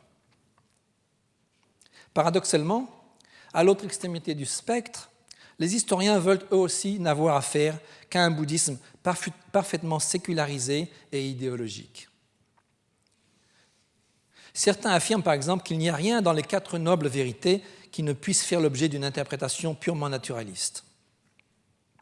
Le Dalai Lama lui-même, cependant, a clairement dit que même si peut-être les deux premières vérités, à savoir la souffrance et la cause de la souffrance, le désir, qui recouvrent en gros les aspects psychologiques et philosophiques et physiques de l'individu. Donc, même si ces deux premières vérités peuvent s'expliquer de manière naturaliste, tel n'est pas le cas des deux dernières, le nirvana et le chemin, la sotériologie bouddhique. En gros, la métaphysique et la sotériologie. D'autres ont essayé de naturaliser le karma en le dépouillant de la croyance en la renaissance. Autrement dit, le karma serait simplement une sorte de cause et effet psychologique. Si tu dis du mal de quelqu'un, on dira du mal de toi, ce genre de choses. C'est peut-être ce qui va m'arriver aujourd'hui. Mais précisément, ce qui importe pour les bouddhistes dans le karma est la perspective de longue durée qu'il offre. La croyance selon laquelle notre vie, tout comme celle du Bouddha soi-disant historique, je le mets toujours entre guillemets, ne se limite pas à une seule existence et que nos actions présentes ont des causes lointaines dans des vies passées et des effets de longue durée dans les vies futures. Sans cette croyance en la renaissance, non seulement le karma, mais de nombreux autres aspects essentiels du bouddhisme, à commencer par la sotériologie, passent à la trappe. En fait, il n'existe plus de voie bouddhique digne de ce nom. En ce qui concerne l'ontologie ou la métaphysique bouddhique, la tendance principale a été de nier son importance sur la base des travaux philosophiques de Nagarjuna, un philosophe qui vivait au second siècle de notre ère, et aussi d'une lecture purement épistémologique de la doctrine Yogacara, qui veut dire le rien que conscience, l'idée que le monde entier n'est que le produit de notre conscience. Cette lecture épistémologique est récemment devenue populaire parmi les spécialistes occidentaux du bouddhisme, tels que Jay Garfield, influencés qu'ils sont par le bouddhisme tibétain. Cependant, du moins dans l'Asie orientale, on ne peut nier que l'interprétation ontologique du Yogacara a été également importante. Autrement dit, quand les bouddhistes Yogacara vous disent que le monde n'est qu'un rêve, ils pensent vraiment ce qu'ils disent. Ils pensent vraiment, c'est une forme d'idéalisme en quelque sorte. Et on peut dire simplement que non, le rien de conscience n'est simplement qu'une version épistémologique. C'est un peu aussi ce que pense une neuroscience. On en dit le simple fait de penser que tout ce dont on a l'expérience est façonné par notre esprit. Bon, il n'y a rien de là de très, très nouveau. On ne voit pas les choses telles qu'elles sont, c'est clair. Mais pour les bouddhistes traditionnels vont beaucoup plus loin et posent une forme d'idéalisme en quelque sorte. En ce qui concerne la cosmologie bouddhique, le Dalai Lama lui-même, dans une remarque souvent citée, a déclaré qu'il était prêt à abandonner ceux de ces aspects qui seraient réfutés par la science. Mais il semble y avoir là une erreur de catégorie. Le monde dans lequel cette cosmologie prévalait n'est certainement pas le monde naturaliste de la science. C'est un monde où règne, comme on vient de le voir, la loi du karma, une loi que le Dalai Lama... Oh, j'ai du problème à prononcer ce nom. Est-ce que ça veut dire quelque chose? Une loi que le Dalai Lama lui-même se refuse à remettre en question. Et pour de bonnes raisons, car sans la cosmologie des 6 niveaux de renaissance, comme humain, animal, etc., la doctrine du karma elle-même n'a aucun sens. Cette cosmologie est aussi le cadre de la sotériologie et de la méditation bouddhique. Pourrait-on au moins se dispenser de la mythologie bouddhique, comme de nombreux chercheurs l'ont prétendu? Depuis sa redécouverte au XIXe siècle, le bouddhisme a été loué, par les Occidentaux, le bouddhisme a été loué comme une religion sans Dieu, malgré toutes les preuves du contraire. Une tentative assez faible de naturaliser les dieux a été de les réinterpréter comme des catégories psychologiques, en particulier dans le cas du bouddhisme tantrique ou ésotérique. Mais cette interprétation, bien qu'on la trouve effectivement dans certains textes bouddhiques, contredit en fait la réalité de la pratique bouddhique. Je voudrais donc maintenant parler d'une autre phénoménologie bouddhique possible. Définir le bouddhisme comme une recherche du bonheur ou une recette facile pour l'obtenir, un eudémonisme pour notre temps, revient en fait à le vider de sa substance. Le Bouddha, ou du moins les textes qui lui sont attribués, bien qu'il n'ait jamais écrit de texte, ne parle jamais de bonheur dans le sens ordinaire, occidental. Au contraire, il insiste sur le fait que le bonheur ne peut pas se trouver dans une vie humaine normale, tant qu'elle reste plongée dans l'illusion, et que la recherche même du bonheur est une source de souffrance pour soi-même et pour les autres. Dans son contexte occidental, le bouddhisme, à cause de son intérêt pour la conscience, est souvent présenté comme une sorte de phénoménologie, avant la lettre. Ainsi, lorsque de nombreux philosophes demandent une naturalisation de la conscience et de la phénoménologie, il semble tout aussi naturel de vouloir naturaliser le bouddhisme. Mais il ne s'agit pas là simplement d'un projet philosophique, une simple affaire d'accord ou de désaccord intellectuel. Cela implique en fait la destruction d'aspects bien réels du bouddhisme, comme on peut le voir par exemple dans le cas de la politique chinoise envers le bouddhisme, envers les religions. Et si la conscience, voire la pleine conscience, était le problème et non pas la solution? Peut-être la conscience ordinaire est-elle précisément ce que le bouddhisme essayait de mettre entre parenthèses, dans une sorte d'époque radicale qui rendrait la philosophie bouddhique presque superflue. Une bonne partie du bouddhisme est en fait une critique du langage discursif et de la pensée discriminatoire. Ainsi, lorsque nous nous concentrons exclusivement sur le discours bouddhique scolastique, comme l'abhidharma, scolastique bouddhique, nous faisons peut-être fausse route. Et pourtant, la tendance opposée, l'approche anti-intellectuelle qui met l'accent sur l'expérience pure, une immersion dans la non-conscience, en quelque sorte, est elle aussi critiquée par certains bouddhistes, les bouddhistes Chan ou Zen, comme, selon leur formule, le fait de tomber dans une fosse obscure. Pour ces bouddhistes Chan au moins, l'enjeu n'était pas un état mental conscient spécifique, mais quelque chose d'un ordre tout à fait différent, qui est défini aussi comme la non-pensée, Wu Nian ou Wu Xin en chinois. Nous n'avons pas à les prendre à la lettre, mais ils nous suggèrent une autre approche, une autre perception très différente de la pratique bouddhiste, très différente de la pleine conscience, certainement. À l'autre extrémité du spectre bouddhique, nous trouvons les pratiques visionnaires.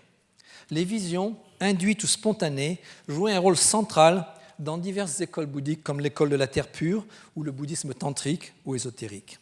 De même que la possession, elle aussi induite ou spontanée. On est proche du chamanisme ici. Ceci me conduit à examiner brièvement la question de la magie.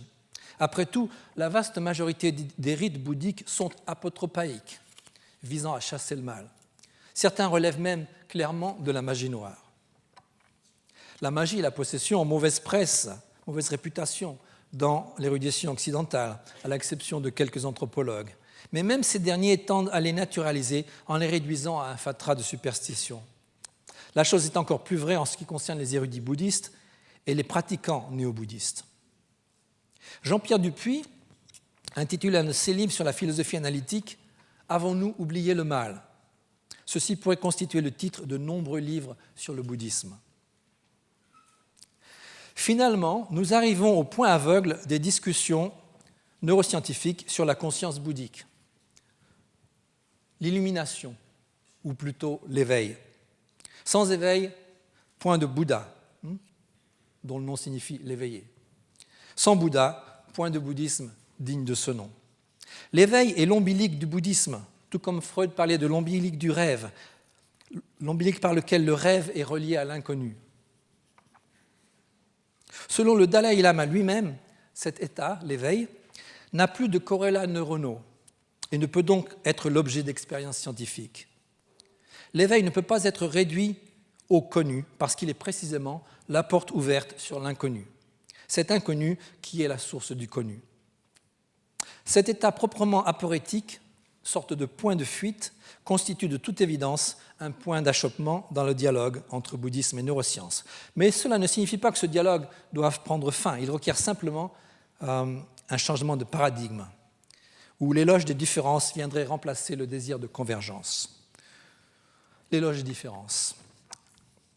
La première tentative de naturaliser le bouddhisme remonte au XIXe siècle et elle se confond avec la réinterprétation du bouddhisme comme philosophie rationaliste. Certes, le bouddhisme contient de nombreux éléments philosophiques précieux auxquels il est juste de prêter attention, mais réduire le bouddhisme à une philosophie ou à une religion, une spiritualité ou quoi que ce soit, c'est toujours en fin de compte réduire un type de discours à un autre. Le dernier discours à la mode étant précisément celui des neurosciences. Je voudrais proposer une autre approche. Au lieu de rechercher à tout prix des points de convergence, il faudrait revaloriser la divergence, la différence avec un A au sens déridéen, l'altérité, en un mot, les aspects irréductibles du bouddhisme. Le cercle des participants au dialogue doit s'élargir. Les nouveaux interlocuteurs du côté bouddhiste ne doivent pas pour autant passer une sorte de version philosophique du test de Turing, ce que j'appelle le test de Rorty. Selon Richard Rorty, je cite, « Les Chinois, les Kashinawa, les Indiens Kashinawa en Amazonie, et les Martiens, on retrouve les Martiens, auront peut-être des suggestions à faire sur d'autres réformes à introduire. Mais nous ne devrions adopter celles-ci que si elles parviennent à s'ajuster à nos aspirations sociodémocratiques purement occidentales. » Fin de citation. Dans ce que Jean-François Lyotard appelle l'impérialisme conversationnel de Rorty, la plupart des bouddhistes d'Asie, à l'exception peut-être du Dalai Lama et encore, deviendraient des Chinois. Dalai Lama, en fait, les Tibétains sont devenus des Chinois, des Martiens ou des Kashinawa. Plutôt que d'activer nos neurones miroirs, ces interlocuteurs potentiels devraient les désinhiber et activer à la place d'autres zones négligées de notre cerveau ou de notre cognition étendue. Ils ne devraient pas être trop occidentalisés, ni idéalisés d'ailleurs. Le bouddhisme peut nous offrir un miroir, précisément parce qu'il nous montre une image différente de notre devenir humain. Il nous rappelle également un sens de la transcendance trop souvent perverti par nos religions, un idéal régulateur sans lequel la vie humaine, entièrement naturalisée et unidimensionnelle, deviendrait vide de but ou d'espoir et, pour ainsi dire, sans vie. Naturaliser nos esprits signifierait que nous sommes devenus, ou peut-être avons toujours été, des cyborgs ou des zombies, comme Dennett le pense. En conclusion, donc, j'ai donné une vue d'ensemble trop rapide des diverses questions qui me semblent liées à la tendance naturalisante qui a résulté de la rencontre entre le bouddhisme et la science durant ce dernier siècle et demi, et de manière encore plus nette, des tentatives de dialogue qui ont marqué les 3 dernières décennies. Ces tendances, combinées à une digitalisation de nos vies qui explique en partie la vogue actuelle de la pleine conscience, confrontent le bouddhisme à des défis radicalement nouveaux, mais aussi peut-être à de nouvelles opportunités. Pour répondre aux uns et aux autres, nous devons abandonner la notion d'un bouddhisme modulaire, où l'on pourrait choisir ce qui nous convient, et essayer d'obtenir une meilleure vue d'ensemble et de détail du bouddhisme. Ceci ne signifie pas que tout ce qui a par le passé défini le bouddhisme peut être ou doit être conservé, mais au moins reconnu et, selon les cas, préservé ou abandonné, avec la pleine conscience du rôle vital ou non qu'il a joué dans la tradition. Durant sa longue histoire, le bouddhisme a montré ses capacités d'adaptation, mais sa plasticité n'est pas infinie.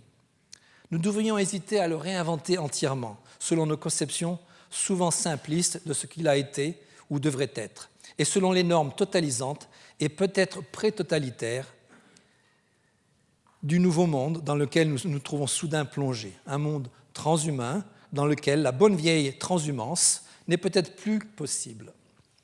Comment pourrait-on aller comme les nuages et le vent, unsui en japonais, un vieux terme qui désigne les moines bouddhistes, lorsque notre GPS nous guide? Je terminerai sur cette image d'abord vue à la télévision coréenne il y a quelques années d'un moine américain accueilli à l'aéroport de Séoul par ses collègues coréens. Lorsque ces derniers exprimèrent leur surprise en voyant qu'il n'avait pas de bagages enregistrés, il leur montra simplement avec un grand sourire son iPad, illumination garantie.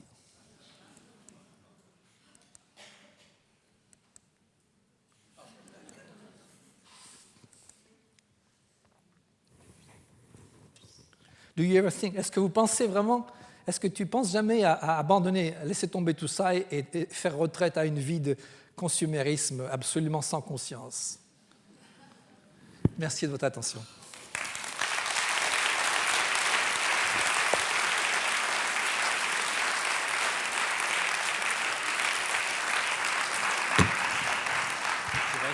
Bien sûr, bien sûr. Merci beaucoup pour cette conférence tout à fait étonnante. Nous avons à peu près 25 minutes pour discuter avec le conférencier. Donc si vous avez des questions, dans la mesure où je vous vois, nous y répondons volontiers. Je prends un verre d'eau d'abord. Merci. Et est-ce qu'il y a un micro dans la salle qui circule? Ok. Oui, bien sûr. Oui.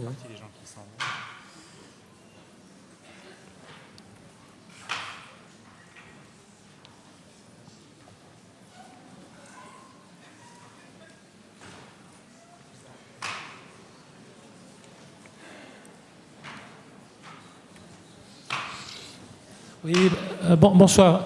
Je suis journaliste économique indépendant, donc on est censé checker les faits. Et vous avez avancé un certain nombre de choses concernant la scientificité de la méditation, de la mindfulness, enfin, etc. Et, alors, la non-scientificité. Pardon ? La non-scientificité. La non-scientificité. Alors, moi, je peux pas... En plus, c'est pas mon domaine, il m'intéresse comme ça en tant qu'amateur.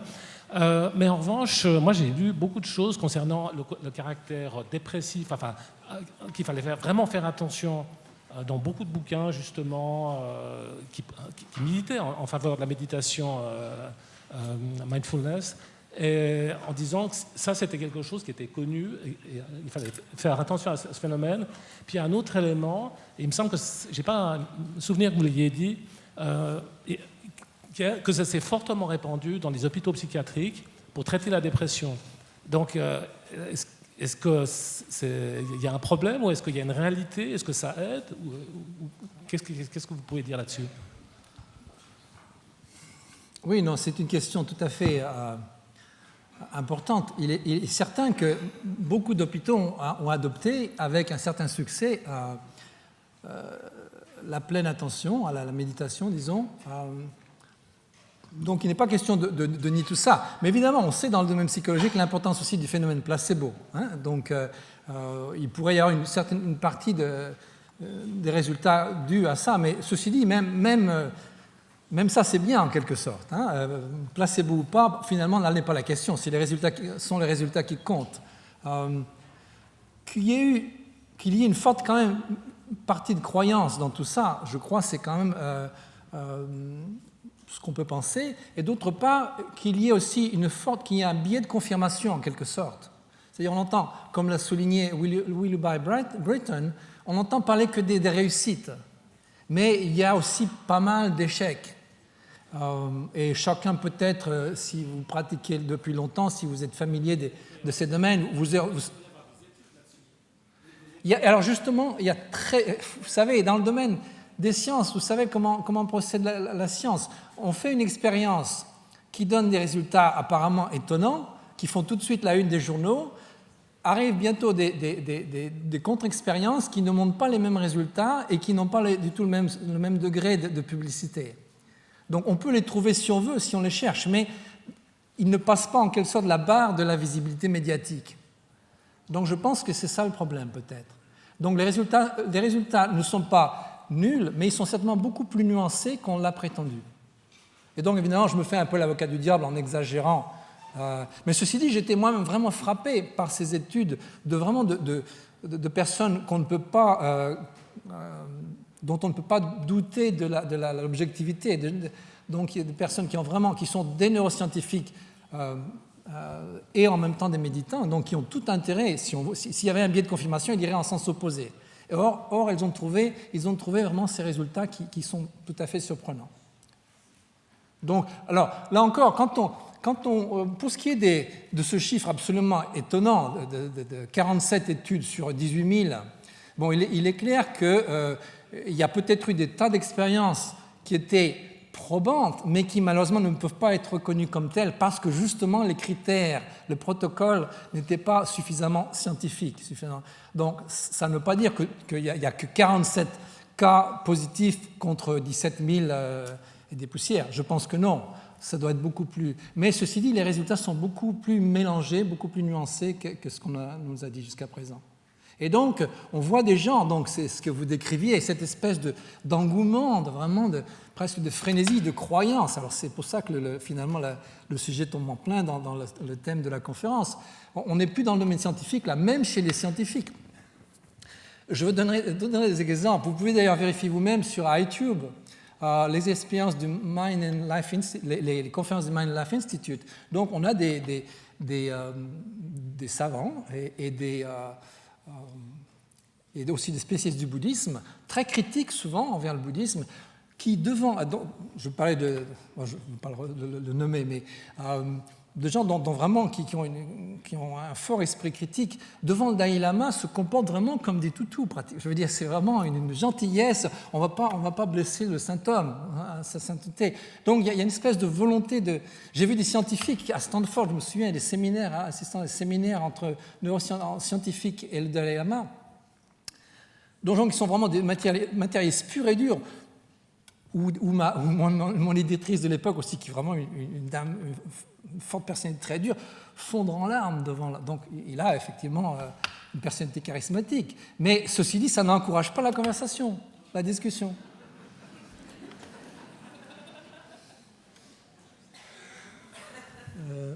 Est-ce que vous avez...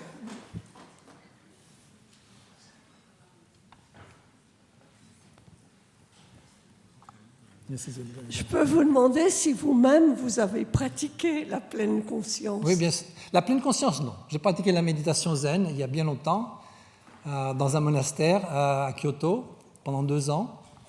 Je n'ai pas obtenu l'éveil.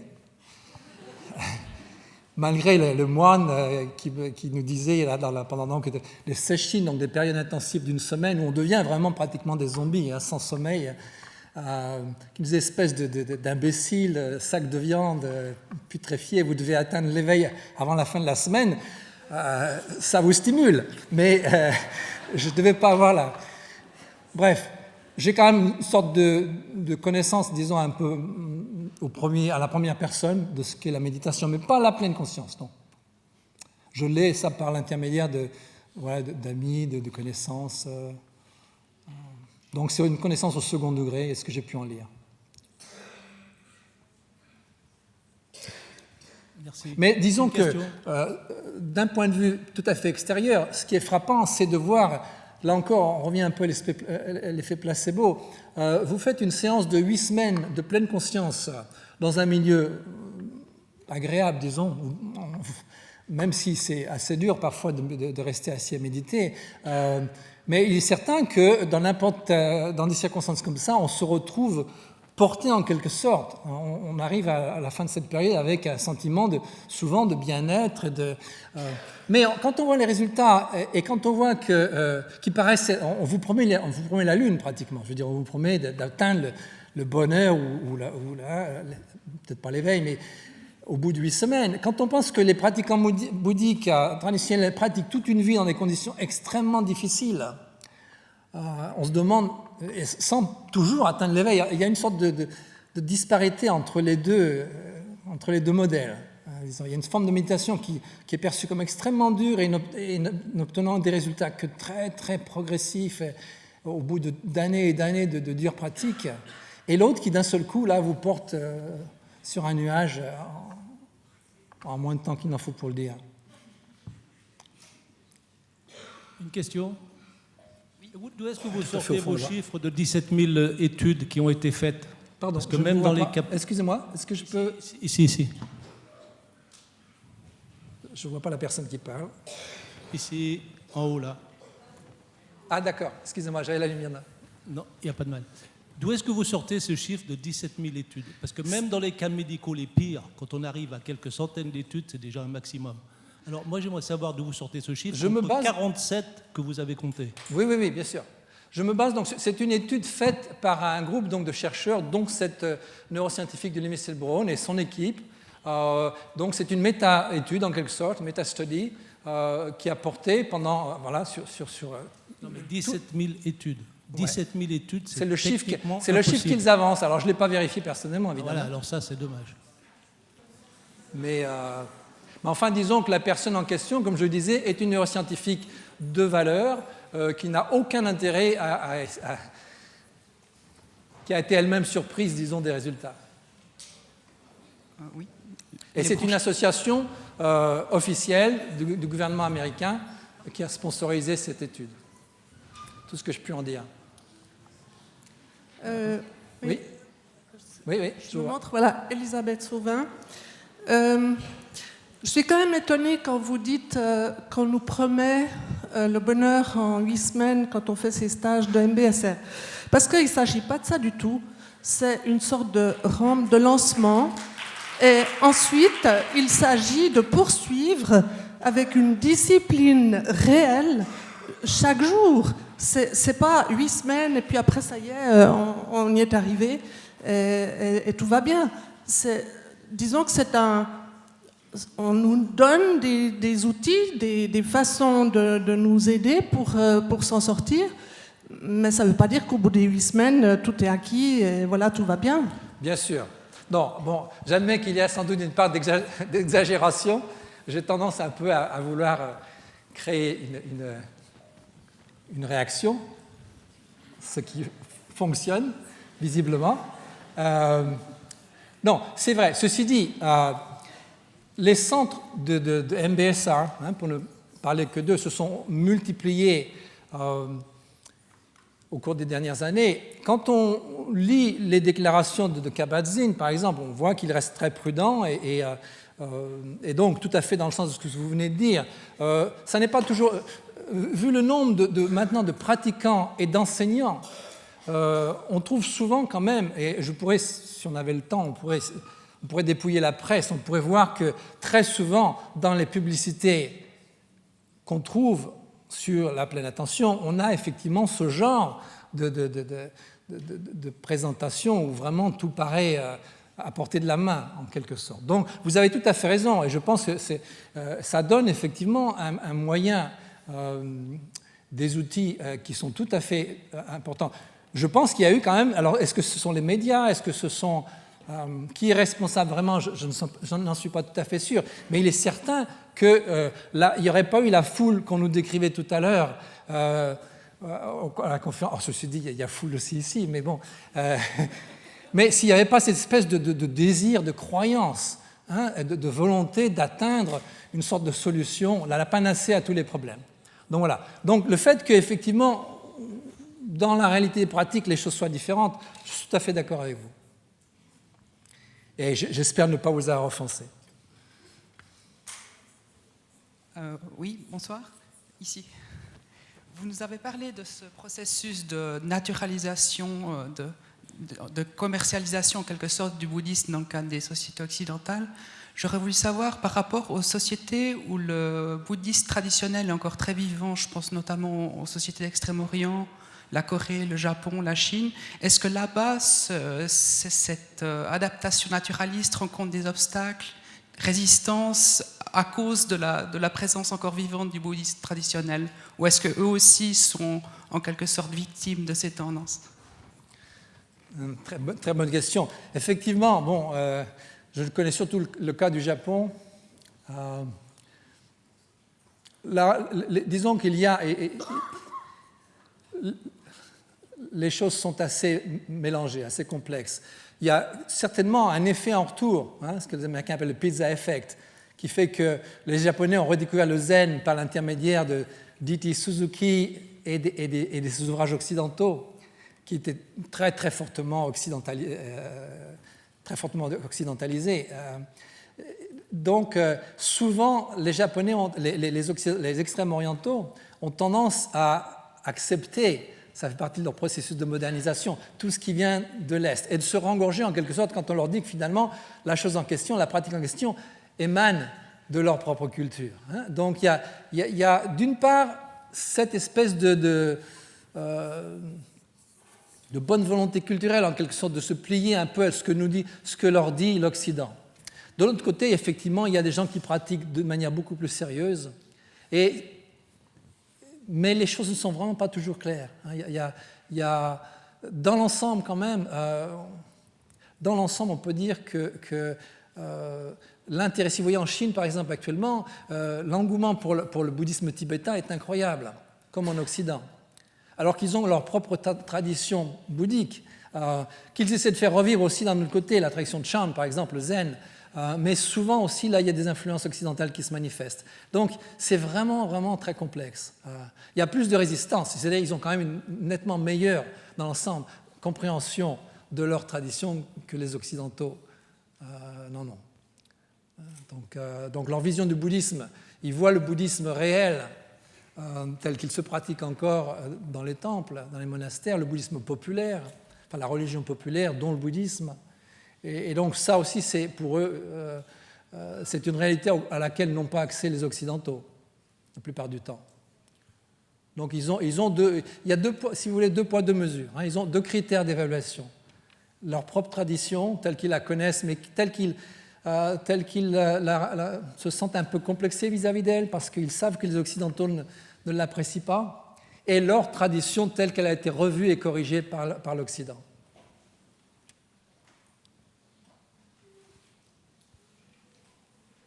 Allô ?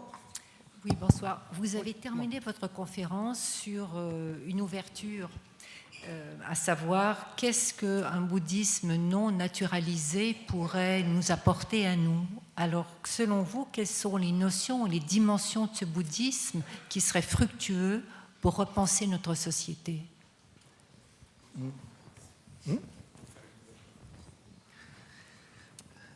Je pense, là, on tombe tout à fait dans le thème du festival. Je pense qu'on a eu tendance à présenter, on a voulu présenter un bouddhisme aseptisé en quelque sorte. Un bouddhisme, on a parlé le modernisme bouddhisme est parfois défini comme une forme de protestantisme bouddhique. Autrement dit, un bouddhisme sans rituel, sans croyance, et qui vise vraiment simplement l'expérience pure, la méditation, trouver son soi, sans passer par tout l'appareil, toute l'institution, etc. En réalité, le bouddhisme tel qu'il se pratique encore en Asie a toujours inclus du rituel. C'est essentiellement, la méditation est une forme de rituel en fait. On l'oublie trop souvent. Mais donc tous ces aspects, croyances, rituels, évidemment pour un occidental, il y a beaucoup de choses qui sont probablement inacceptables dans les croyances bouddhiques. Mais vouloir mettre tout ça entre parenthèses, disons, me paraît être impossible. Donc, il faudrait que nous arrivions à reconsidérer ce que signifie la croyance, le fait que nous croyons tous, Hein, alors, je reviens sur la tour, nous n'avons jamais été modernes, on se croit très moderne ou postmoderne. En fait, on continue à penser de manière pratiquement... Nous sommes tous des néolithiques, pratiquement. Je veux dire, on continue à penser de manière très, très irrationnelle. Vous le savez bien. Hein, qui d'entre vous aujourd'hui, alors aujourd'hui peut-être pas, mais un jour ou l'autre n'a pas consulté son horoscope? Donc on n'est pas aussi rationnel qu'on le pense. Il faut d'abord le reconnaître, à mon avis. À partir de là, je pense qu'on obtient une meilleure compréhension de ce que peuvent être des religions comme le bouddhisme, ou notre propre religion d'ailleurs. Je crois que c'est le point de départ, de reprendre sur nouveau frais notre considération de la religion. Quand on parle de religion aujourd'hui, on pense évidemment à l'extrémisme islamique ou autre, qui sont en fait des idéologies, pas des religions. Donc, à mon avis, un bouddhisme... Je n'ai pas de réponse vraiment à votre question. Hein. Je pense simplement qu'on ne peut pas prétendre pratiquer le bouddhisme si on ne commence pas par vraiment essayer de comprendre en profondeur ce qu'est et ce qu'a été le bouddhisme. Ça ne veut pas dire qu'on accepte tout dans cette tradition, mais si on ne commence pas par là, si on prend simplement la première idée qui passe et qu'on se dit bouddhiste, à mon avis, on fait une erreur. Ça ne veut pas dire que cette erreur n'ait pas des effets bénéfiques. Bien sûr, hein, le fait de s'asseoir tranquillement dans un coin et de se calmer un peu ne peut qu'avoir des effets bénéfiques. Mais pourquoi appeler ça bouddhique? Bonsoir. Oui. Vous m'entendez? Je voulais donner un témoignage de quelqu'un. Je suis bouddhiste, très bouddhiste. Oui, j'ai cru comprendre, oui. Voilà. J'ai été bhikshuni en Chine pendant plusieurs années. Donc, je voue un amour sacré au Dharma. Le bouddhisme n'existe pas. Pour moi, humblement, le bouddhisme n'existe plus. Il y a des développements, des évolutions de ce qui a été une tradition il y a très longtemps. Et malgré justement cet amour que je voue au bouddhisme, qui n'existe pas, ou plutôt au dharma, je vous remercie infiniment pour votre conférence, du fond du cœur. Parce qu'il faut que quelqu'un ait le courage de dire ce qui est vrai, ce qui tient de ce qui est une croyance, et ce qui tient du fait qu'il y ait une superstition ou un désespoir dans le consumérisme, dans le désespoir du bonheur, pour éviter toute cette anxiété, angoisse, immédiateté dans laquelle on vit de nos jours, et qui est alimentée par toute cette tendance et cette mouvance, comme je vous écrivais, du mindfulness qui n'a rien à voir avec ce qui est une véritable pratique. J'ai plus de 16 000 heures de pratique en Asie et je peux vous dire, on souffre. On souffre beaucoup quand on pratique, véritablement, parce qu'on voit ce qui nous fait... Nous n'avons plus beaucoup de temps. Est-ce que vous pourriez poser votre question je me tais. rapidement? Je me tais. Pas une question. Voilà. Non, mais, donc, surtout, vous remercier d'avoir le courage d'être là. Même la télévision suisse romande, maintenant, qui a des programmes excellents, fait des programmes sur le mindfulness, la méditation, comme si c'était la panacée, justement. Or, ça ne l'est pas. Je crois que nous avons compris. Merci. Monsieur Faure va répondre et nous allons...